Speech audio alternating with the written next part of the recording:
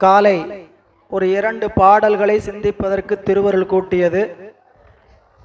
மதிய அமர்வை இப்பொழுது நாம் தொடர்ந்து சிந்திக்கக்கூடிய நிலையில் நாம் ஆசிரியர் துதி என்று சொல்லக்கூடிய 4வது பாடலை சிந்தித்து கொண்டிருக்கின்றோம்.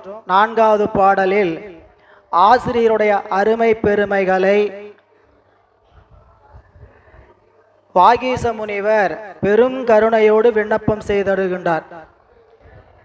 இந்த பாடல்ல முதல்ல சொற்பொருள் பதவுரையை பார்த்து விடுவோம்.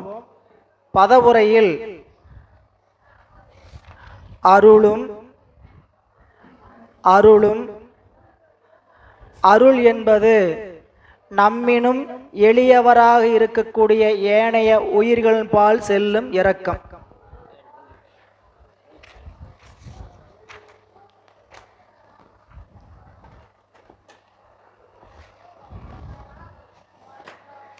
சரி, அருள் என்பது நம்மளை விட எளியவர்களாக இருக்கக்கூடிய எளிய உயிர்கள் மீது இருக்கக்கூடிய இரக்கம், இரக்க உள்ளம். அன்பு அருளாகும் என்பது வள்ளுவ பெருமானினுடைய வாக்கு. அன்பு அருளாக பரிணமிக்கும், அன்பின் குளவி அருள் என்பார். அன்பு பெற்ற குழந்தைதான் அருள் என்று சொல்லுவார். அந்த வகையில் பார்த்தீங்கன்னா அன்பு வளர்ந்து அருளாக மாறும். அன்பிற்கும் அருளுக்கும் இருக்கக்கூடிய என்ன சம்பந்தம் அப்படின்னு பார்த்தீங்கன்னா, நம்மளுடைய தொடர்புடையார் மேல் கொள்வதற்கு பெயர் அன்பு. எல்லா உயிர்களின் மேல் கொள்ளக்கூடிய அன்புக்கு பெயர் அருள். அருளும் அறிவும், நல்ல அறிவு. அறிவு என்ற போது எதனை அறிவு என்று உரையாசிரியர் குறிப்பிடுகிறார் என்றால், சர்வ கல்வியினால் ஆகிய பொருள் நீதிகளை அறியும் ஞானம். நம்மளுக்கெல்லாம் அறிவு உண்டா இல்லையா? என்னங்கய்யா இப்படி கேட்குறீங்க? நிச்சயமா எங்களுக்கெல்லாம் அறிவே இல்லைங்கய்யா. யாராவது 5 நாள் உட்காந்து இப்படி நேரத்தை கெடுத்துட்டு உட்காந்துட்டு இருப்பாங்களாங்க ஐயா அப்படின்னு நாம் நினைப்போம் இல்லைங்களா? அப்ப எதை அறிவு என்று நம் முன்னோர்கள் சொன்னார்கள்? எல்லா உயிர்களுக்கும் தான் அறிவு இருக்கு. எது அறிவு என்று கேட்டால், நாம் கல்வியினால் ஆகின்ற பயன், கற்றதனால் ஆய பயன் என் வாலறிவன் நற்றால் தொழார் எனின். பரிமேலழகு உரை எழுதினார், சிவாகமங்களினால் ஆகக்கூடிய முடிந்த பயனாவது இறைவனுடைய திருவடியை அடைதலே. அதையத்தான் சொல்றார். அறிவு என்றால் கல்வியினால் ஆகிய பொருள் நீதியை அறியும் ஞானம். கல்வி கற்றோம் என்றால் பொருள் கிடைக்கும், அறம் வளரும். இந்த 2 காரணமாக அறிவு வளரும். அறிவு நம்ம இடத்தில் இருக்கிறது. அதன் அறிவு எப்படிப்பட்ட அறிவாக இருக்கும் என்றால், இறைவனை அறிகின்ற அறிவுதான் உண்மையான அறிவுங்க. சும்மா சுருக்கமா சொல்லணும்னா, நம்மளுக்கு மக்கட்பேறு என்ற ஒரு அதிகாரம் பார்க்கிறோம் திருக்குறள்ல. புதல்வர்களை பெறுதல், பெருமவற்றுள் யாம் அறிவதில்லை அறிவறிந்த மக்கட்பேறு அல்ல பிற. குழந்தைகளை பெற்றா நல்ல அறிவுடைய குழந்தையா பெக்கணும்னு சொல்லி சொன்னா, எது அறிவுன்னு பரிமேலழகு உரை எழுதினார். இது போன்ற ஞான செய்திகளை சொன்னால் அறிந்து கொள்ளக்கூடிய அறிவை உடைய குழந்தைகள், அதான் அறிவு. எனவே இங்க கல்வியினால் ஆகிய பொருள் நீதிகளை அறியும் அறிவும், நல்ல ஞானமும். இருள் தீர் பொறையும். இருள் துன்பம் நீங்குவதற்காக பொறுமையாக இருப்பது. இருள் தீர் இறையும் என்று சொல்லப்படும் போது உரையாசிரியர் பெருமகனார், சினம் கொள்ளுதலை தவறு என்று கூற முடியாத இடத்திலும் சினம் கொள்ளாமல் அடக்குதலாகிய பொறை உடைமை. இது ரொம்ப நீங்க திருக்குறளையும் இந்த செய்தியை கோவப்படுறதுக்கு, நான் ஏன் கோவப்பட்டேன் தெரியுமா, அவன் என்ன பண்ணான்னு தெரியுமா அப்படின்னு நினைச்சு நீ கோவப்படுறாத. கோவப்படுறதுக்கு எல்லா விதமான காரணமும் இருக்கு. ஆனா நீ என்ன படக்கூடாது, படாம இருந்தீன்னா தான் அதுக்கு பேர் பொறுமை. புரியல? நான் பெரும்பாலும் கோவப்பட மாட்டேன். யாராவது ஏதாவது செஞ்சு தப்பா பண்ணிட்டாங்கன்னா எனக்கு வர்ற கோபம் இருக்கு. செல்லிடத்து சினம் காப்பான், செல்லிடத்து சினங்காப்பான், அல்லிடத்தில் காக்கிலேன் காவாக்காலேன். எவ்வளவு எளிமையா சொல்றத பாருங்க. உங்க சினம் ஒருத்தர் மேல் செல்லுமானால், செல்லும்னா மதிக்கப்பட்டு, நான் கோவப்பட்டேன்னா ஐயா இருக்கிறாரு, நம்ம ஐயா, நான் கோவப்படுன்னு வச்சுங்க, நம்ம ஐயா தானே கோவப்படுறாரு, பேசாம இருக்கு, நாம் எதுவும் பேச வேண்டாம் அப்படின்னு பேசாம இருக்க. எப்போ கோவப்பட்டாலும் குமாரலிங்க வந்து எங்களுக்கு எதுவுமே பண்ண மாட்டாருன்ட்டு அவன் வேறு கோவப்பட்டே இருந்தேன்னா, அப்படி கோவப்படுற இடத்துலையும் கோவப்படக்கூடாது. என் கோபம் வந்து உங்கள்கிட்ட செல்லுபடியாவதுன்னு வச்சுக்கோங்க, அந்த இடத்துல நான் என்ன ஆகணும், கோவப்படக்கூடாதுங்கிறார். அடுத்த குறள்ல சொன்னார், ரொம்ப அருமை. அதுதான், செல்லிடத்து காப்பான் சினங்காப்பான், அல்லிடத்தில் காக்கிலின் காவாக்காலின். உங்க சினம் ஒரு இடத்தில் செல்லுமானால், ஏன்னா புள்ள பூச்சி போய் மிரட்டிட்டு இருக்குதான் நம்ம வழக்கம், சரிங்களா? நம்மகிட்ட எதிர்த்து பேசுறவங்க சண்டைக்கு வரவங்கிட்ட நம்ம போய் கோவப்படுவோமா? நாம் என்ன பண்ணுவோம், யாரெல்லாம் நம்மகிட்ட அடிமை சிக்கி இருக்கிறான் அப்படின்னு பார்த்துட்டு அவங்க கிட்ட தான் கோவப்படுவோம். அதுக்கு பேர் தான் நம்ம சினம் செல்லும் இடம். அடுத்த குறளுக்கு சொன்னார், செல்லா இடத்து சினம் தீது, செல்லா இடத்து சினம் தீது, செல்லிடத்தும் இல் அதனின் தீய பெற. உன் சினம் பயன்படாத இடத்துல கோவப்பட்டீங்கன்னா அதை விட பெரிய தப்பு இல்லவே இல்லை. உன்னுடைய கோபம் பழிக்கிற இடத்துல கோவப்பட்டீங்கன்னா அதை விட தப்பு வேற இல்லைன்றார். சரி, பொறுமை என்றால் இதுக்கு அதுதான் சொல்றார். என்னுடைய ஆசிரியர் அன்புடையவர், என் ஆசிரியர் அறிவுடையவர், என் ஆசிரியர் இருள் தீர் பொறை உடையவர். சினம் கொள்ளும் இதனை தவறு என்று கூற முடியாத இடத்திலும் சினம் கொள்ளாமல் அடக்குதலாகிய பொறை உடைமை. அவர் கோவப்பட்டது சரிதான்ப்பா, அவர் கோவப்பட்டது சரிதான்ப்பா அப்படின்னு சொல்ற இடத்துல கூட அவர் கோவப்படாம இருப்பார். அதுதான் இங்க பொறை. அப்படிப்பட்ட பொறைமையும் வாய்மை. வாய்மை என்பது பொறை, அதாவது பிறர்க்கு தீங்கில்லையாக சொல்லும் மெய் வசனம். இது இங்க நீங்க திருக்குறளுக்கு போனீங்கன்னா வேற மாதிரி இருக்கும். வேற மாதிரினா பொருள் நாம புரிஞ்சுக்கிற மாதிரி வச்சிருப்பாங்க. பொய்மையும் வாய்மையிடத்து புரை தீர்ந்த நன்மை பயக்கும். வாய்மை எனப்படுவது யாதெனின் யாதொன்றும் தீமை இல்லாத சொல், பிறருக்கு தீமை விளைக்காத சொல்ல சொன்னீங்கன்னா அதுக்கு பேர் தான் வாய்மையினர். இங்க கொஞ்சம் இந்த ஞான நூலுங்கிறனால என்ன சொல்லிட்டாருன்னு கேட்டீங்கன்னா, பிறருக்கு தீங்கு விளைக்காத சொல்லும் மெய் வசனம். சொல்ற சொல் எப்படிப்பட்ட வசனம்? மெய் வசனம், மெய்யை பற்றிய வசனம். அப்படின்னு என்னன்னு கேட்டீங்கன்னா, மெய்யை பற்றி அல்லாத வசனங்கள் எல்லாமே தீமையை விளைக்கும். அதனாலதான் மணிவாசக பெருமான் பேசில் தாமீசனே எந்தா எந்தை பெருமானே என்றென்றே பேசி பேசி. வாயை திறந்து பேசணும்னா என்ன பேசணும்? சிவபெருமானே சடையா விடையா நீலகண்டா அப்படி குமாரா முருகா இப்படின்னு பேசு. இல்லாட்டினா கப் சிப், இல்லாட்டினா கப் சிப். பேசினால் ஈசனை பேசு, பேசவில்லை என்றால் பேச்சிலராரு. வாழ்க்கை முழுக்க கப் சிப்னு பேச்சிலராரு. பேசாம இருந்தா பேச்சிலரா தான் இருந்திருப்போம். கவனிச்சு பாருங்க, பேசாம இருந்தா பேச்சிலரா தான் இருந்திருப்போம், பேச்சிலராக இருந்திருப்போம், பேச்சிலராகவும் இருந்திருப்போம். சும்மா இருக்க மாட்டி பேசங்காட்டி தான் என்ன பண்ணிட்டோம், கட்டிட்டு இருக்க வேண்டியதா இருக்கு. புரிஞ்சுக்கிட்டீங்களா? சரி, இப்போ அப்படி இங்க பேசுகின்ற வசனம் எப்படிப்பட்ட பேச, என் குருநாதன் பேச வாயை திறந்து பேசினார்னா, நீங்க நல்ல ஆசிரியர்களை கண்டு, நீங்க நல்ல ஆசிரியர்களை கண்டீங்கன்னா அவங்க பேசுகிற நேரமெல்லாம் இறைவனை பற்றி மட்டும்தான் இருக்கும், இறைவனை மட்டும்தான் இருக்கும். புரியல? சொந்த கதை சோக கதை, அங்க போனேன் இங்க வந்தேன் அப்படி பார்த்தேன் இதை பார்த்தேன்னு சொல்லவே மாட்டாங்க. அப்படின்னா நம்ம என்ன அர்த்தம்? இன்னும் நல்ல ஆசிரியர்ல நேரடியா சந்திக்கலன்னு அர்த்தம். சரிங்களா? எனவே இங்க பேசினால் அப்படிப்பட்ட மெய் வசனமும். அடுத்து சொன்னார் தவம். ஒவ்வொரு வார்த்தைக்கும் சொல்லிட்டு போறார். 10 குணங்கள் சொல்கிறாருங்க, நல்லா கவனிச்சுக்கிட்டே வாங்க. இந்த 10 குணங்களையும் என் ஆசிரியர் தன் திருமேனி மேல் அணிகலன்களாக அணிந்திருக்கிறார். ஆசிரியர் இதை எப்படி அணிந்திருக்கிறாரு? அணிகலனாக அணிந்திருக்கிறார். 4வது சொல்றார் தவமும். ஐந்தாவது தவம் எப்படிப்பட்ட தவம் கேட்டீங்கன்னா, இறைவன் திருவடியே பற்றாக பற்றி நின்று பூசணி நோன்பு முதலியவற்றை மேற்கொள்கின்ற தவம். அந்த தவத்தை சொல்லுகின்ற பொழுது ராக தோஷ துவேஷத்தினால் பிராணிகளுக்கு வருத்தம் செய்யாமை. இது அவை துரைசாமி பிள்ளை அவர்களுடைய உரை. ராக துவேஷத்தினால் பிராணிகளுக்கு துன்பம் செய்யாமல் இருக்கிறது. ராகம்னு என்னதுங்க? ஆசையின் காரணமாக.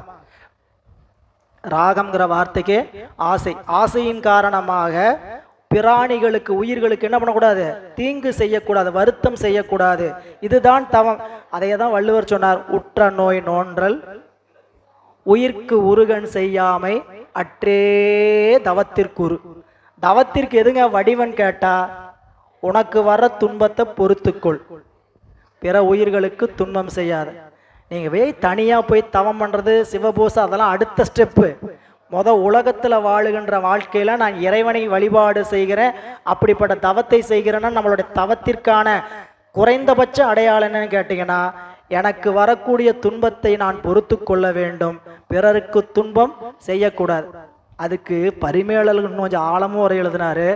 எனக்கு தான் துன்பமே வராதே, நான் தான் எதிலையும் பட்டும் படாமல் இருக்கிறேனே, நான் தான் யாருக்கிட்டையும் பழகிறது இல்லையே, நான் தான் தவத்தில் ஞானியாக இருக்கிறேனே, நான் எந்த தொடர்பும் இல்லாமல் இருக்கிறேன், எனக்கு எப்படி துன்பம் வரும்னு கேட்டால், துன்பத்தை வர வைத்து பொறுத்துக்கொள். யாராச்சும் இப்படி சொல்லுவாங்களா? ஐயா ஏயா துன்பமே வரல வந்தா பொறுத்துக்கன்னு சொல்றது வேற, துன்பத்தை கால் பண்ணி கூப்பிட்டு பொறுத்துக்கங்கிறார். புரியுதுங்களா? இதுக்கு என்ன சொல்றாரு? எப்படி துன்பத்தை வர வச்சுக்கிறதுன்னு கேட்டா, உடம்ப வருத்திக்கோ, சாப்பிடாம இரு, தவம் இரு. இதெல்லாம் என்னதுங்க? நம்மளை வருத்திக்கிட்டு நம்மளுக்கு துன்பம் வர வச்சுக்கிட்டு பொறுத்துக்கிறது இல்ல, அது ஒரு தவம். உற்ற நோய் நோன்றல் உயிர்க்கு உருகான் செய்யாமை அற்றே தவத்திற்கு உரு தவம். அடுத்து சொன்னார் தானமாட்சி. தன்னிடம் உள்ள பொருட்களை, இப்போ 2 பேர் துறை மாறி மாறி படிச்சுட்டு வரேன், சரிங்களா? நீங்க எது உங்களுக்கு அறிவுக்குள்ள பதிதை வச்சுங்க. தன்னிடம் உள்ளதை இறப்போர்க்கு வரையாது கொடுத்தல். இது ஆனந்தராசன் ஐயா உரை, எல்லா பக்கம் சொல்ற. இதுன்னு கேட்டீங்கன்னா, தானம்னா என்னன்னு கேட்டீங்கன்னா, தன்னிடம் உள்ள பொறி வரியாருக்கு உவந்து கொடுத்தல். தானத்திற்கு பரிமேலழக ஒரு எழுதிய உரை என்னன்னு கேட்டீங்கன்னா, தன்னிடம் உள்ள பொருளை வரியாருக்கு உவகையோடு கொடுத்தல். கொடுக்கும்போது எப்படி கொடுக்கணும்? நம்ம கொடுக்கலாம் ஏதாச்சும் நினைச்சுக்குவாங்களேன்னு நினைச்சிட்டு கொடுக்காத, கொடுக்கும்போதே மகிழ்ச்சியோட கொடு. இது அவர் சொன்ன தானம். இங்க அவ்வை துரைசாமி பிள்ளை இங்க அவர் காட்டி இருக்கக்கூடிய உரை அருமையான உரை. பக்குவ ஆன்மாக்களுக்கு உபகரிக்கும் ஞான கொடை. அவர் எதை தானம்னு சொல்லிட்டாருங்க? ஞான தானம். பக்குவமுடைய ஆன்மாக்களுக்கு ஞானத்தை கொடுத்து கொண்டு இருக்கிறாங்களே நம்ம ஞானாசிரி பெருமக்கெல்லாம், அந்த ஞான தானமும் மண்ணுயிர்க்கு இன்பம் தன்மை கூறலும். 9வது அருளும் அறிவும் இருள் தீர் பொறையும் வாய்மையும் தவமும் தானமாட்சியும் மண்ணுயிர்க்கு 7வது மண்ணுயிர்க்கு இன்பம் தன்மை கூறுதல். அது என்னன்னு கேட்டீங்கன்னா, தன்னோட இருக்கக்கூடிய ஆன்ம உயிர்களுக்கு, உலகத்தில் வாழக்கூடிய உயிர்களுக்கு, முக்கியமா தன்னிடம் வந்து சரணாகதி அடைந்திருக்கக்கூடிய மாணவர்களுக்கு தன்னை விட இன்பம் அதிகமாக வாய்க்க வேண்டும் என்கின்ற நினைப்பு எத்தனை பேர்த்துக்கு இங்க வந்தவங்களுக்கு இருக்குன்னு சொல்லுங்க. தப்பா நினைச்சுக்காதீங்க, புரியுங்களா? நான் பெற்ற இன்பத்தை பெருக இவ்வையகம், சரிங்களா? இங்க எனக்கு சிவஞானம் கிடைத்து கொண்டு இருக்கிறது. நமக்கு ஒருத்தர் கூப்பிட்டு சொன்னங்காட்டி தான் நீங்க வந்து உட்கார்ந்து இருக்கிறோம். நாம யாரையாவது கூப்பிட்டு சொன்னோமா? ஒரு கேள்வி எழுப்பிக்கங்க, சரிங்களா? நிறைய விஷயம் இருக்கு. அங்க நமக்கு கிடைத்த ஞான செய்தி என்ன பண்ணணும்? பிறருக்கு பகிர்ந்து கொடுக்க வேண்டும். வருகின்ற காலங்கள்ல நம்மளுடைய தலைமுறைக்கு ஆன செல்வத்தை நாம் கொடுத்து செல்ல வேணும். இப்ப நீங்க இந்த திருமுறையை நாம படிக்கிறோம், நம்ம ஞானம் அடைகிறோம். இது கூட வேண்டாம், ஆஃப் பண்ணிருங்க. அது சமாளிச்சுக்கணும். இதாக தான் இருக்குது, கூலிங்காக தான் இருக்கு. என்னங்கம்மா, நமக்கு ஒருத்தர் நன்மை செய்தங்காட்டி தான் நம்ம இங்க இடத்துல உட்கார்ந்து இருக்கிறோம். அதை நினைச்சு பார்த்தோம்னா நமக்கு கிடைச்சதை பிறருக்கும் கொடுக்கணுங்கிற நினைப்பு எப்போ இருந்துகிட்டே இருக்கும், சரிங்களா? நம்ம வீட்டில் இருக்கிற பொருளை கொடுக்க மாட்டோம், என்னை போல இருக்கிறவங்க, சரிங்களா? வீட்டில் இருக்கிற பொருளை கொடுக்க மாட்டான். நாம் என்ன நாயன்னாரா என்ன வந்து கேட்டா, அடியார்கள் கேட்டால் எதை வேணா கொடுத்துருவேங்கிறதுக்கு இல்லைங்களா? ஆனால் என்னத்தை கொடுக்க முடியும்? நாம் வருகின்ற தலைமுறைக்கு இந்த சொத்தை, திருமுறையாகிய ஞானத்தை என்ன பண்ணலாம்? கண்டிப்பாக கொடுத்துட்டு போக முடியும், இல்லை? நம்ம ஞானாசிரியர் சொல்லும் போல சொல்லுவார், எந்நேரம் கூப்பிட்டு வந்து எங்கே கூப்பிட்டு கேட்டு சொன்னாங்கனாலும் உன்னால் இயன்றால் போய் என்ன பண்ணணும்? திருமுறையை பாட வேண்டும், திருமுறையை சொல்ல வேண்டும். இரவு 12 மணிக்கு எழுப்பி கேட்டு நீங்கள் தாசா, நீங்கள் தாசா அப்படின்னு கேட்டா, ஆமாம் நான் தாசு தான் அப்படின்னு சொன்ன என்ன அர்த்தம்? கொடுப்பவன் தாசன், இல்லைங்களா? அப்போ கொடுக்கறதுக்கு தயாராரு. அந்த நேரத்தில் எழுந்திரிச்சு ஒரு பாட்டை பாடினா பாடணும். போய வேலையில் நான் 12 மணிக்கு வந்து தேவாரம் பாடு திருவாசகம் பாடிட்டு இருக்கேன்ட்டு என்ன பண்ணக்கூடாது.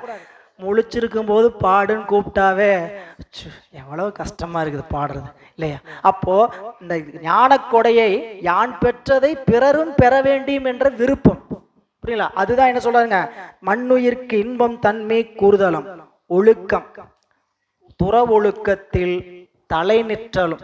இறைவனுடைய தவத்தில துறவொழுக்கத்துல தலை நிற்றலும். அதுக்கு சொல்றார் இங்க சொல்லும் பொழுது, நித்தியமான ஆன்மாக்களுக்கு போகமோக்கங்களும் சமயாச்சாரம் வர்த்தித்தலும்.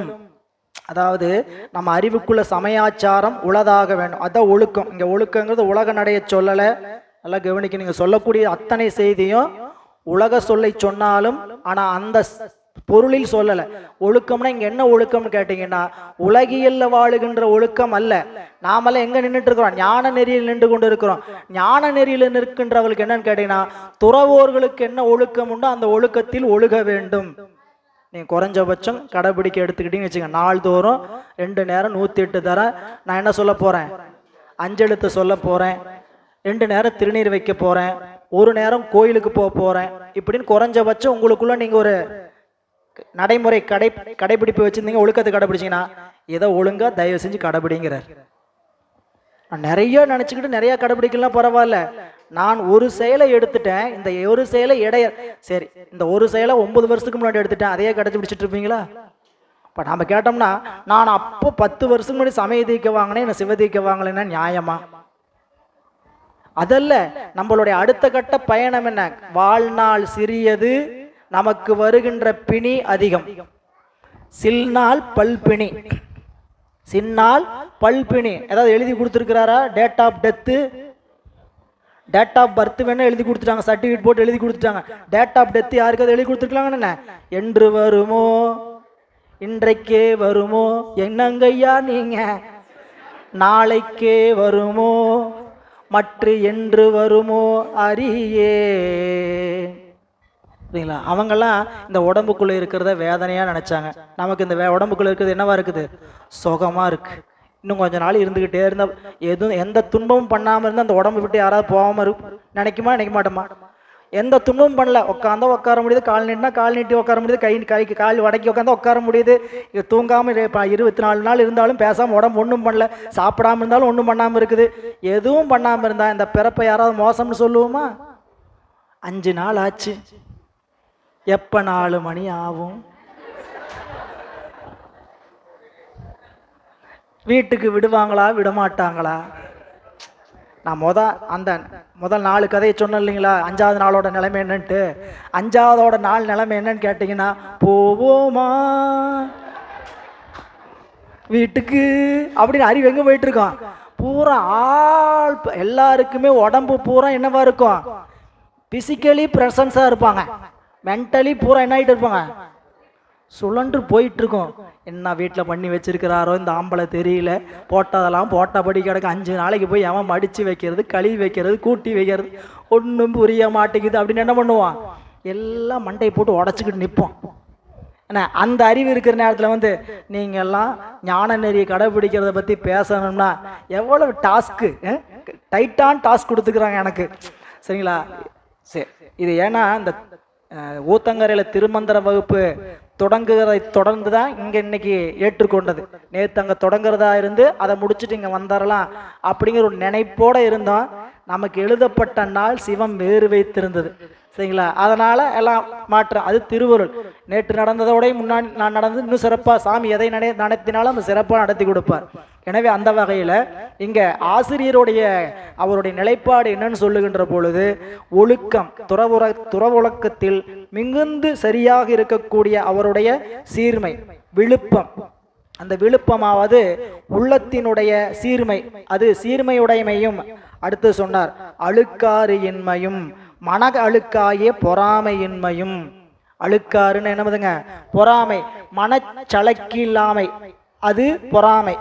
நல்லா கவனிங்க, இந்த கடைசி 10வது குணம் சொன்னாரு, அதுக்கு இவர் என்ன பொருள் எழுதி இருக்கிறாருன்னு கேட்டீங்கன்னா, அழுக்காரின்மைங்கிறதுக்கு மன அழுக்காயே பொறாமையின்மையும் எழுதினார். அவர் ஔவை துரைசாமி அவர் என்ன எழுதுறான்னு கேட்டீங்கன்னா, மனச்சளக்க இல்லாமையாகிய பொறாமை.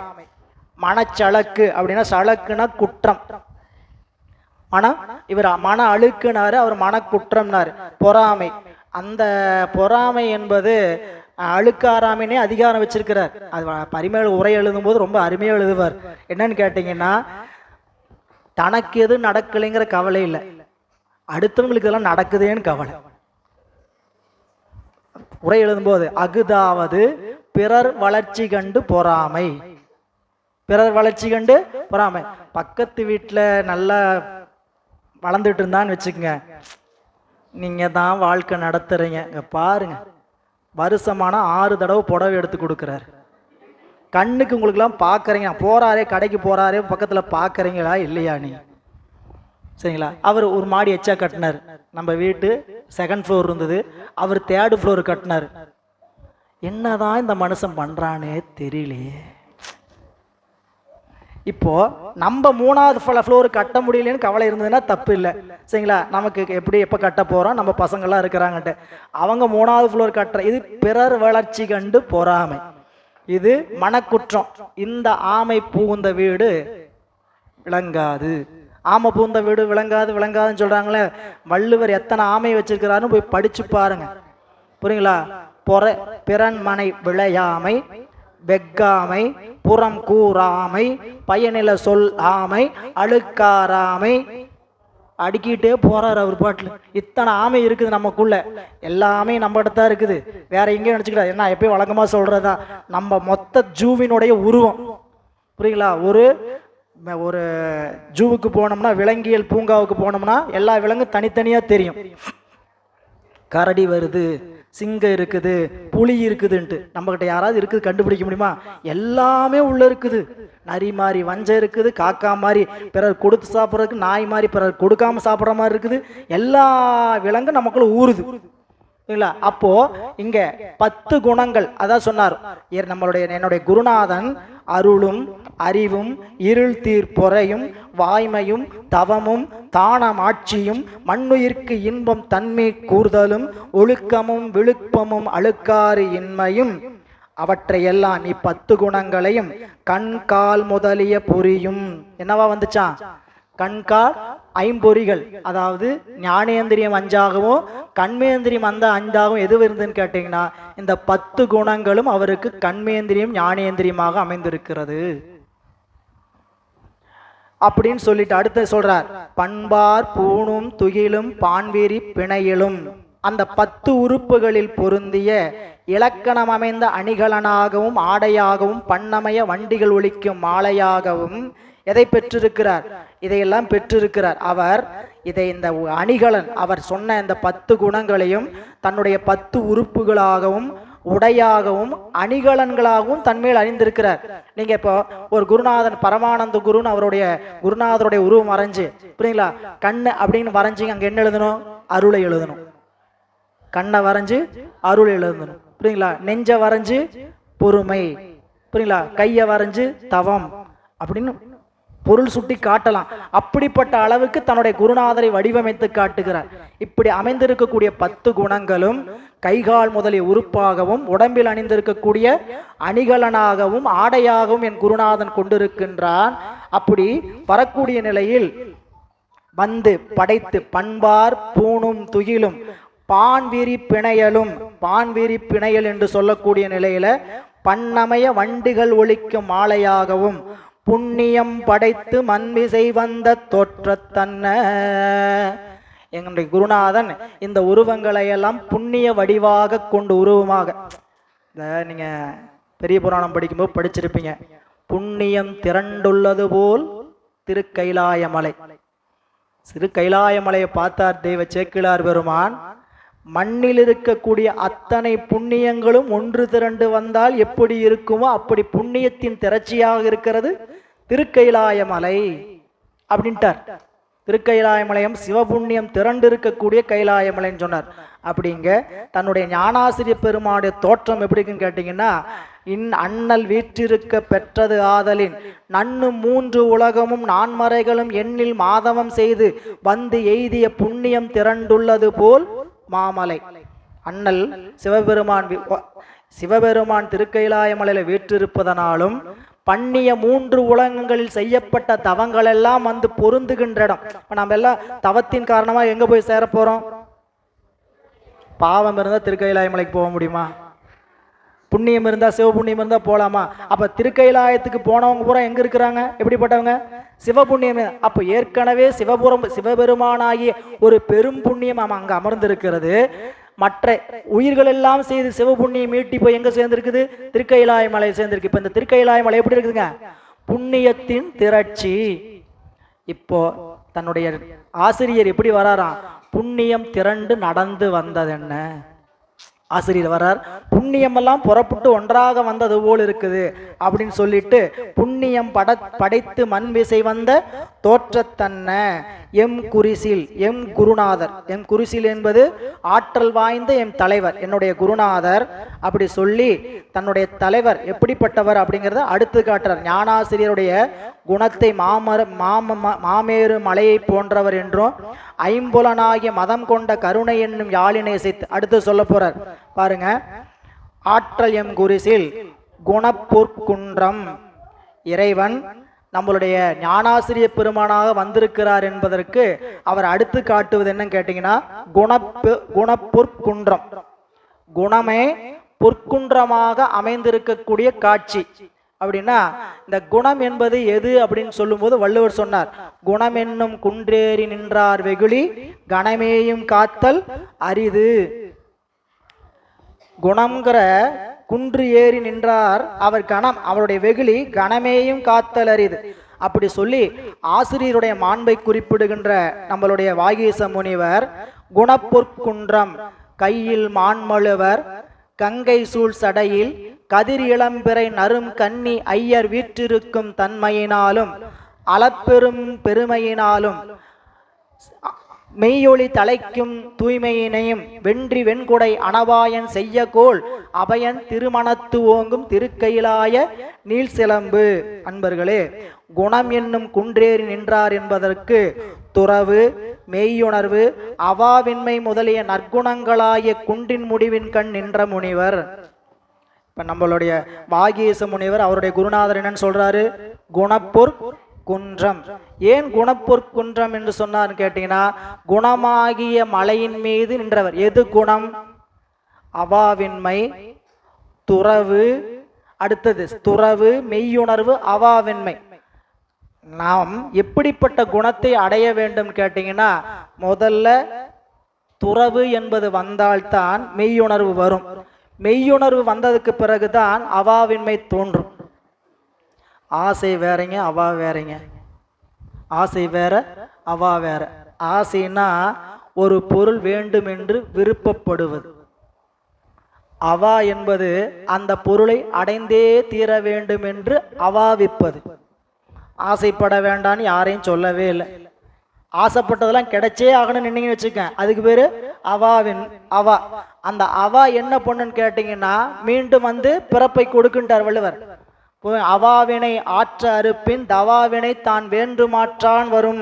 நீங்க அவாவினை அடியோடு அரைத்தால் உங்களுக்கு என்ன வேண்டுமோ அது தானாக வரும் அப்படிங்கிறார். சரிங்களா? அப்போ இங்க சொல்லுகின்ற பொழுது துறவு, பொறுமை, மெய்யுணர்வு, அவாவின்மை முதலிய நல்ல குணங்கள். ஏன் வந்து மலையை ஓமையா சொன்னார்?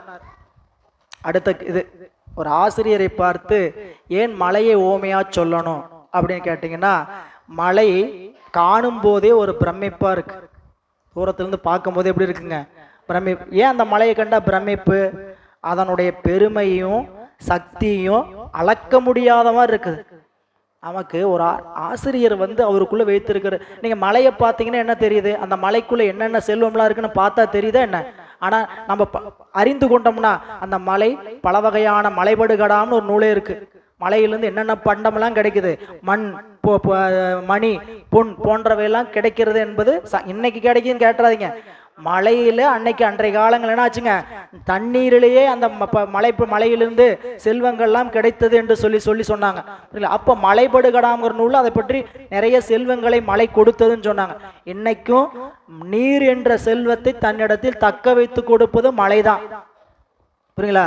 அந்த மலை என்று சொல்லக்கூடிய ஒன்று ஏன் ஆசிரியருக்கு ஓமையாக சொல்லப்பட்டேன்னு கேட்டீங்கன்னா, மலை தோற்றத்தின் கண் பெருமையாலும் அதனிடம் வைத்திருக்கக்கூடிய பொருளின் காரணமாக சக்தியாலும் அளக்க முடியாத பெருமை. புரியுங்களா? ஆசிரியருடைய லட்சணத்துக்கு 4 வகையான உதாரணத்தை நிறைய சொல்றாரு நன்னுள்ள. அதுல 4 முக்கியமா சொல்றார். துலாக்கோல், மலை, மலர். எப்படி ஒரு ஆசிரியர் நல்ல ஆசிரியர் இருக்க வேண்டும் என்றால் மலையை போல இருக்க வேண்டும், துலாக்கோலை போல இருக்க வேண்டும், மலரை போல இருக்க வேண்டும் என்று காட்டுகிறார். அதை சொல்லும்போது அந்த வெண்பா சொல்லும், ஆசிரியர் மாண்பை சொல்லும்போது குடிப்பிறப்பு, அருடமை, கடவுள் பக்தி ஆகிய மேன்மைகளும் பல கலைகளையும் கற்று தேர்ந்த அறிவும் தாம் கற்றவற்றை பிறருக்கு எடுத்து கூறும் சொல் வன்மையும் பூமி, மலை, துலாக்கோல், மலர் ஆகியவற்றைய தன்மைகளும் உலகியல் அறிவும் உயர்ந்த குணங்களும் உடையவனே ஆசிரியன். ஆசிரியனாக இருக்கக்கூடிய அதுல சொன்னது பூமி, மலர், துலாக்கோல், மலை. ஏன் பூமியை சொன்னார் அப்படின்னா, தன்னிடத்தில் எவ்வளவு துன்பம் வந்தாலும் அதை வெளிக்காட்டாமல் பொறுத்து கொண்டு மாணவனுக்கு உரிய முறையில் ஆசிரியர் இருப்பது.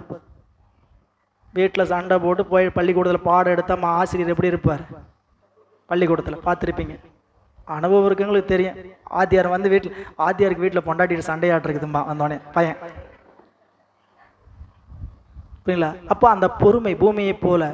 மலை அப்படின்னா அவருடைய பெருமை, அவர் கற்ற கல்வி. அவர் பேச ஆரம்பிச்சார்னா அவர் என்ன இவ்வளவு சொல்றாரு, இத்தனை எங்க படிச்சாரு, என்ன சொல்றாரு, எங்கிருந்து இப்படி எடுத்து காட்டுறாருன்னு சொல்லி எதிர்பார்த்து அந்த ஆச்சரியப்படுவது மலையை போல. அப்புறம் துலாக்கோல், 40 மாணவன் அமர்ந்திருக்கிறான். 40 மாணவனை ஆசிரியர் எப்படி பார்க்கணும்? ஒரே மாதிரி. இவர் நல்லா படிக்கிறவன், அவன் சுத்தம் மக்கட்ட அப்படின்லாம் பார்க்கக்கூடாது. எல்லாரையும் எப்படி பார்க்கணும்? ஒரே மாதிரி பார்க்கணும். வகுப்பறைன்னு உள்ள பூந்துட்டா மாணவருக்கு ஆசிரியருக்கு மாணவர் எப்படி தெரியணும்? சரிசமமா தெரியும். யாரு மேலையும் இவர் உயர்ந்தவர் தாழ்ந்தவர் நினைப்படக்கூடாது. அது நிறைகோள். அடுத்து சொன்னார், மலரை போல ஆசிரியர் இல்லாமல் ஒரு செயலை செய்யவே கூடாதுங்கிற நினைப்பு வரணும். எங்க இருந்தாலும் அவருடைய வெளிப்பாடு மலர் வச்சிருக்கிற இடம் எங்க இருந்தாலும் அதனுடைய மனம் வருகிறது. அதுபோல ஆசிரியர் இருக்கிற இடத்துல அந்த அருள் ஒளி இருந்து கொண்டே இருக்க வேண்டும். அதே போல ஒரு நல்ல சுப நிகழ்வு நிகழும் போது ஆசிரியர் இல்லாமல் எந்த காரியம் செல்லக்கூடாதுன்னு சொல்லுக்காக தான் என்ன பண்ணாங்க. அது போல மலர் இல்லாமல் ஒரு காரியம் செய்ய மாட்டோம். அது போல நம்ம வீட்டில் ஒரு நிகழ்வு, ஒரு பொது நிகழ்வு நடக்குதுன்னா நம்ம ஆசிரியர் இல்லாமல் நாம் அதை செய்யக்கூடாதுங்கிற நினைப்பு நம்ம இடத்துல வரணும். இதெல்லாம் ஒரு நமக்கு நூலில் காட்டிட்டு போயிருக்கு. அதனால என்னன்னு சொல்லிட்டாருன்னு கேட்டீங்கன்னா, குணப்பொற்குன்றமும். அடுத்து சொன்னார், வணக்கவாரா ஐம்புல வேளத்து வெந்தொழில் அவிய. வணக்கவாரா அப்படின்னா அடக்கினாலும் அடங்காத 5 இந்திரியங்களான மத யானையின் கொடிய செயலான ஆசை அழிய. எல்லாருக்கும் அந்த 5 புலன் மேல் செல்லுகின்ற அவாதான் ரொம்ப அடக்குவது அரிதுன்றது சொல்ல வேண்டியதில்லை. எல்லா நமக்கு திருமுறைகள்ல புலனைந்தும் பொறிகலங்கே நெறிமயங்கே அறிவழிந்திட்டு ஐமேல் உந்தே அலமந்த போதாக. ஐமேல் உந்தி என்னாச்சு? அலம் வந்துட்டேன். புரியுங்களா? அப்புறம் சுவாமி சொன்னார், ஆதியே அலந்து போனேன் அதிகை விரட்ட நீரே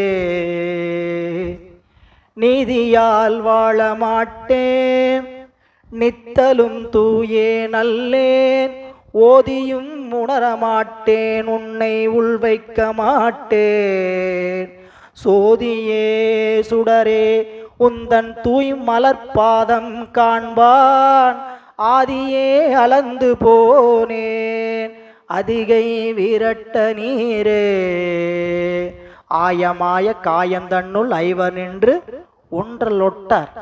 யாராவது மாத்தி சொன்னாங்களா? மாறி நின்றனை மயக்கிடும் வஞ்ச புலன் 5.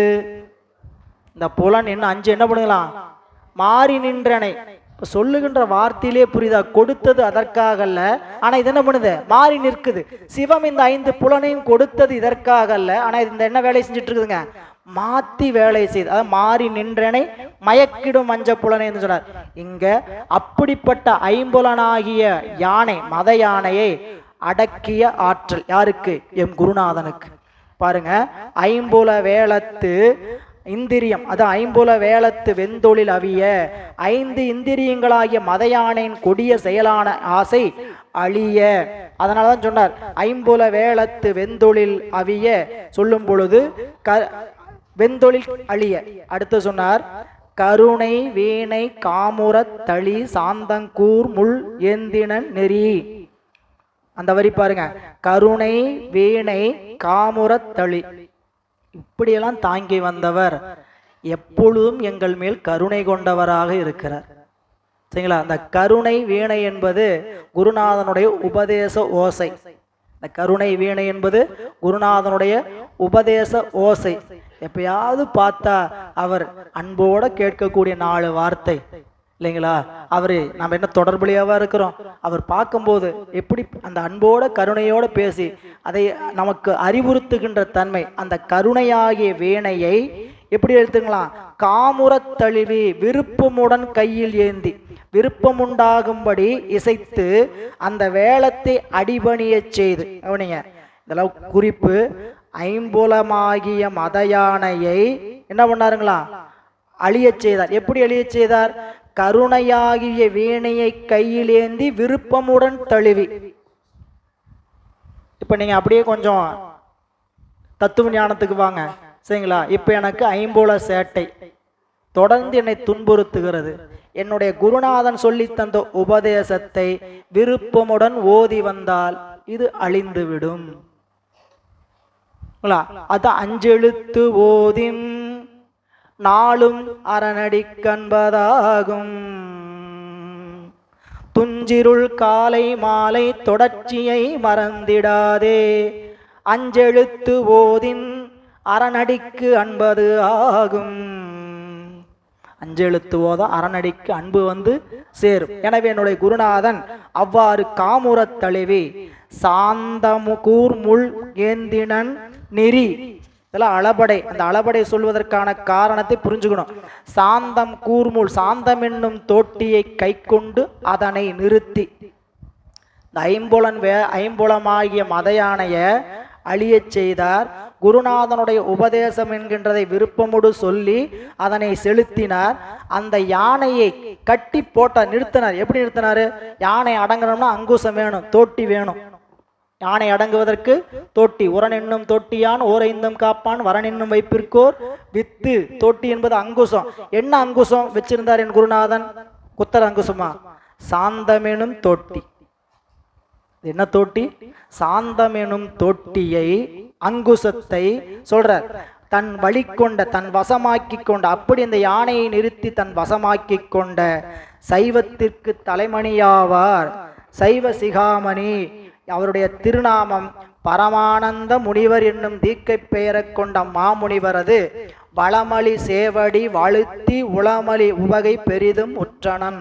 பெருமை நிறைந்த திருவடிகளை துதித்து வணங்கி உளம் நிறைந்த மகிழ்ச்சியை மிகவும் பெற்றேன். அப்படி ஆசிரியருடைய திருவுருவை சிந்தித்து அருமையாக காட்டுகின்ற பாடல் இந்த பாடல். அவர் சொன்ன இந்த பாடல்ல முக்கியமான அந்த 10 குணங்களை ஆசிரியருடைய திருமேனியில் அவர் என்ன பண்ணியிருக்கிறார்? 10 உறுப்புகளாகவும் பூணாகவும் மாலையாகவும் வாடையாகவும் அணிந்திருக்கிறார்.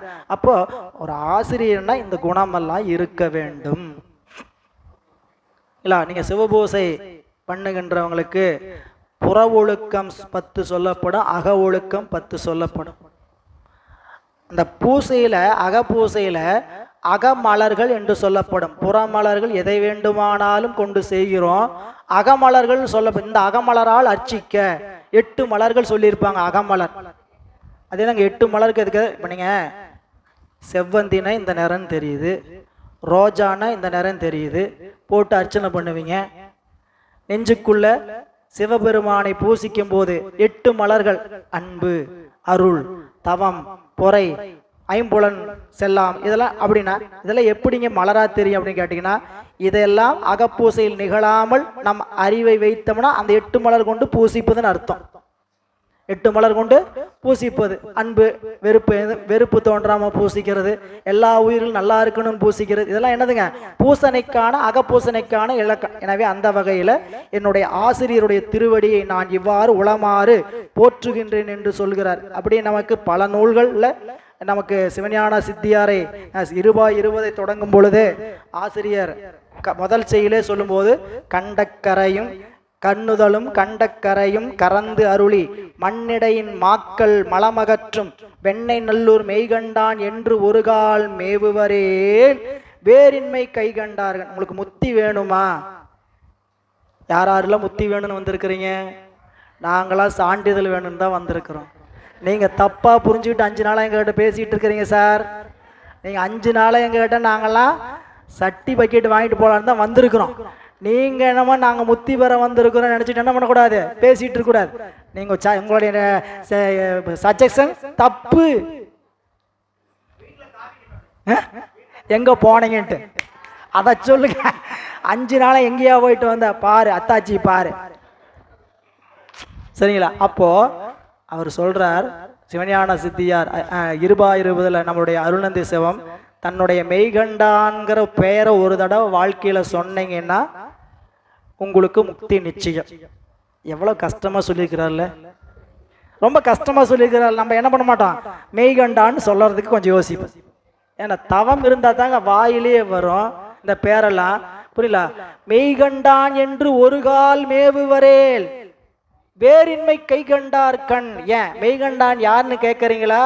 கண்ணுதலும் கரை கண்டமும் கரந்தளி மண்ணிடை மாக்கள் மலமகற்றும். சாமி, எங்க சாமி எதுக்கு வந்தார் தெரியுமா? கண்ணுதல் கண்டக்கரை மறைத்து வந்தார். அப்படியே அவர் சொன்னார். யாருங்க? உமாபதி சிவம். எங்க சாமி எப்படி வந்தார்? ஆடும் திருத்தொழிலும் சோதிமணி மிடற்று சுந்தரமும் பாதியாம் பச்சை இடமும் பவள திருமேனியும் எல்லாம் ஒரு சேர ஒன்றும் தோன்றாமல் மறைத்து பிறவா முதல்வன் பிறந்து நரவாரும் பொழில் தார் ஞான மறைஞான சம்பந்தன் என்று உருவெடுத்து கொண்டு வந்து பேரில்லாத நாதன் ஒரு பேர் புனைந்து என் மண்ணிடை வந்தான். எதுக்கு? என்னை என்றும் இரவாத இன்பத்து இருத்த வேண்டி. அவன் எதுக்கு அப்படி வந்தான்னு கேட்டா, என்னைக்கு இரவாத இன்பத்தை இருத்த வேண்டி அவன் இப்படி வந்துட்டாங்க அப்படிங்கிற. புரியல? அப்படியே நீங்க சிவபோகசாரத்துக்கு போனீங்கன்னா, சித்தி தருநாதன் நம் குருநாதன் தென்கமலை வாழ்நாதன் பக்தி தருநாதன் பரநாதன் முக்தி பெருநாதன் ஞான பிரகாசன் நம் குருநாதன். ஞான பிரகாசன் தென்கமலை வாழ்நாதன் சித்தி தருநாதன் முத்தி தருநாதன் பக்தி தருநாதன் பரநாதன். அப்படி எத்தனை அடுக்கிறார். ஆசை இருந்தா தானே பேச முடியும் குருநாதனை பத்தி. குருநாதன் மேல அன்பு இருந்தா தானே குருநாதனை பத்தி விளக்கிட்டே பேசிட்டு போக முடியும். நம்மளுக்கு நம்மளை பத்தி பேசுறதுக்கே நேரம் பத்த மாட்டேங்குது. நான் போய் எங்க குருநாதனை பத்தி போய் பேச போறேன்? பார்க்குறப்பெல்லாம் நான் யாரு தெரியுமா, நான் எத்தனை கற்று வச்சிருக்கேன், இதைத்தான் பேசுறேன். எனக்கு அறிவு போட்டக்கூடிய என் குருநாதன் எப்படிப்பட்டவன் உங்களுக்கு தெரியுமா அப்படின்னு அந்த குருநாதன் மீது பக்தி வந்தால்தான் வரும். சரிங்களா? அவங்கெல்லாம் குருநாதரை சிவமாகவே கண்டார்கள். சிவத்தினுடைய கருணை நேரடியாக அவங்களுக்கு என்ன ஆச்சுங்க, கிடைத்து கொண்டே இருந்தது. எனவே அந்த வகையில் இந்த பாடல்ல காட்டுகிறார். இனி நாம் அடுத்த பாடல் அவையடக்கம் இருக்கு. அதையெல்லாம் ஒருவாறு நீங்க படிச்சு தெரிந்து கொள்ள வேண்டிய செய்திகள். ஏன்னா இந்த அவையடக்கம்லாம் சொல்லிட்டு போனோம். நிச்சயமா நல்ல ஒரு பாடல் தான். ஏன்னு கேட்டீங்கன்னா, எல்லாரும் அவையடக்கம் நிறைய படிச்சிருப்போம். மெய்கண்டார் ஒரு அவையடக்கம் செய்தார். அவர் எப்படி செய்தார்? தம்மை உணர்ந்து தமையுடைய தன் உணரார் எம்மை உடைமை அமைகளார் தம்மை உணரார் உணரார் உடங்கேந்து புனத்த தம்மில் புணராமை கேளாம் புறன். என்னை உணர்ந்தவர்கள், தன்னை உணர்ந்தவர்கள் தலைவனை உணர்வார்கள், என்னை உணர்வார்கள். யாரெல்லாம் தன்னை உணர்ந்திருக்கிறார்களோ அவர் எங்கள் தலைவனை உணர்வார்கள், அவர்கள் நான் செய்த நூலை உணர்வார்கள். அவர்கள் என் நூலை பற்றி குறை சொல்ல மாட்டாங்க. தன்னை யாரெல்லாம் உணரலையோ அவர்கள் தலைவனையும் உணர மாட்டார்கள், பிறரையும் உணர மாட்டார். அவங்கள பற்றி என்கிட்ட பேசாதீங்க, அவங்கள பற்றி நான் பேசவே வரலன்ட்டார் அவர். அவரோட அவையடக்கம். ரெண்டாவது, நம்மளுடைய சிவப்பிரகாசத்தில் உமாபதி சிவம் அவையடக்கம் செய்தார். அவர் எப்படி சொன்னார்னு கேட்டிங்கன்னா, இங்கே பாருங்க, எல்லாம் பழசு பழசுன்னு சொல்லிட்டு அது நல்லதாகவே இருக்குன்னு நினச்சிக்காதீங்க. இன்னைக்கு தான் அது புதுசாக வந்திருக்கு, நல்லா இருக்காதுன்னு நினச்சிக்காதீங்க. தொன்மயவாம் எனையாவும் நன்றாக இன்று தோன்றிய நூலினும் எவையும் தீதாக நன்மை தரும் தன்மையினார் நலம் பொதியும் மணி அது பொதியும் களங்கம் நவையாகாது என்று ஏற்பர். மாணிக்கக்கல்ல விலங்கினுடைய தோல்ல வச்சிருப்பாங்க, அதனால மாணிக்கத்தினுடைய மதிப்பு தம்மி நினைச்சிடாத, அது நல்ல நூல் ஏத்துக்குவாங்க. புரியுங்களா? அது போல அவங்களுடைய தன்மை பார்க்குற உருவத்தை கண்டு இவன் என்ன போய் எழுத போறான், இவன் என்ன போய் அப்படின்னு நினைச்சுக்க வேண்டாம்.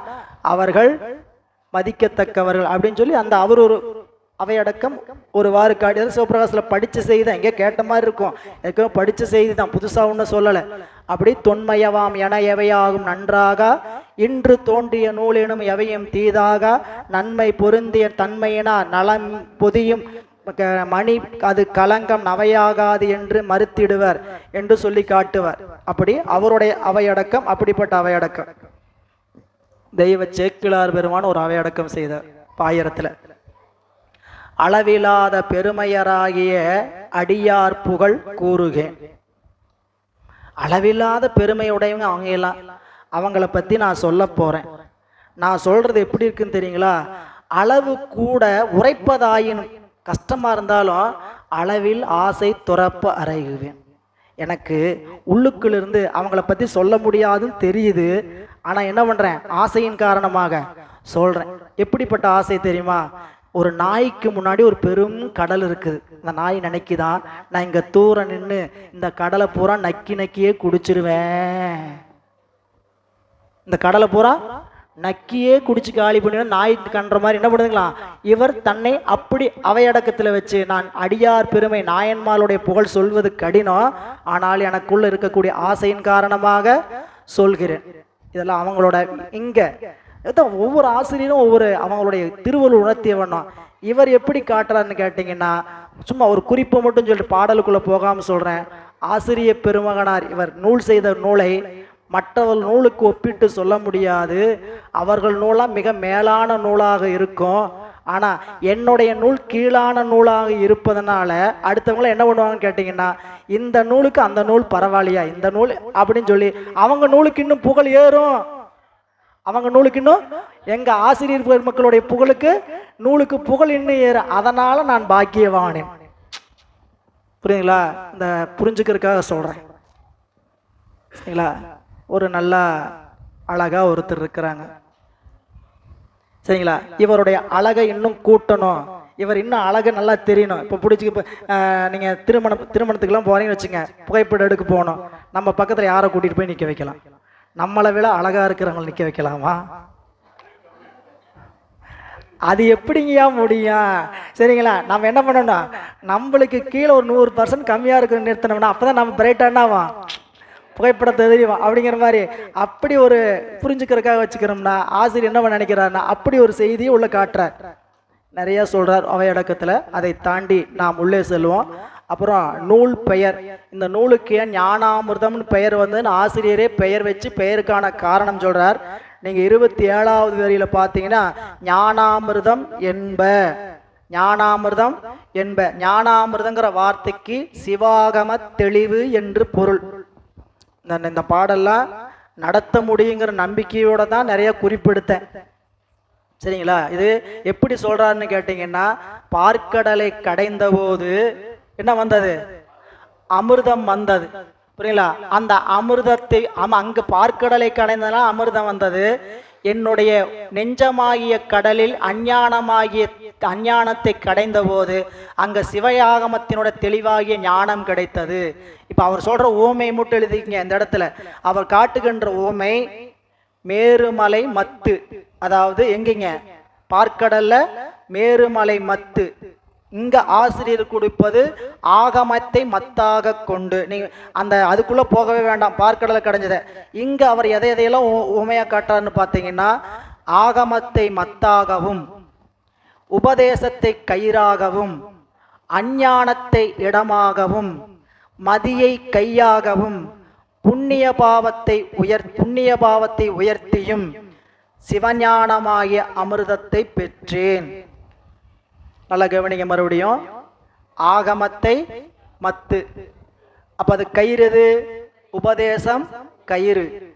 அஞ்ஞானம் என்ற இடம், கடல் அங்க, இங்க என்னதுங்க அஞ்ஞானமாகிய இடம். மதியாகிய கை, மத்த வச்சாச்சு, ஆகமாகிய மத்த, கயிறு உபதேசமாகிய கயிறை போட்டாச்சு. அப்புறம் இடம் அஞ்ஞானத்துல விட்டாச்சு. கையை வச்சு என்ன பண்ணாரு, மதி அறிவுங்கிற கையை வச்சு கடைய ஆரம்பிச்சது. என்னங்க உள்ள இருந்து வந்தது, அங்க அமிழ்தம் வந்தது. இங்க எனக்கு என்ன வந்தது, சிவஞானம் தென்பட்டது. எனவே அந்த சிவஞானத்தை தான் நான் இங்கே கொடுத்திருக்கின்றேன். எனவே சிவாகம தெளிவு என்று இந்த நூலுக்கு பெயர். சிவஞான அமிர்தம் ஏன் அமர்ந்ததுன்னு காட்டுறார். அதை நீங்க விரிந்து படித்து பாருங்க. இனி அடுத்த பாடல சிவாகமங்களின் 4 பாதங்கள். சிவாகமங்கள் 4 பாதம் என்னன்னு உங்களுக்கு தெரியும். சரியை, கிரியை, யோகம், ஞானம். சரியை, கிரியா, யோக, ஞான பாதங்கள். அதுல நமக்கு ஆகமங்கள்ல எடுத்துக்கொள்ளப்பட்ட ஆராய்ச்சி ஞானபாதத்தினுடைய ஆராய்ச்சி மட்டுமே. வேதத்துல மட்டும்தான் சரியை, கிரியை, யோகம் என்பதை பற்றியும் அதனுடைய தொடர்ச்சியாக ஆகமத்திலும் சொல்லப்பட்டிருந்தாலும், வேதம் என்பது பக்குவம் பெறாத சாமானியர்களுக்கென்றும் பொதுவானவர்களுக்கென்றும் பக்குவமுடைய பரிபக்குவமுடைய அவர்களுக்கு எதுங்க ஆகமம் என்பது நம்மளுடைய நூல். அந்த ஆகமத்துல நீங்க சிவஞான போதத்துக்கு சிற்றுரையை படிக்க தொடங்கினாலும் சரி, பேருரையை படிக்க தொடங்கினாலும் சரி, அங்க முனிவர் முதலிடத்தும் என்னன்னு சொல்லுவாருன்னு கேட்டீங்கன்னா, ஞானபாத ஆராய்ச்சி.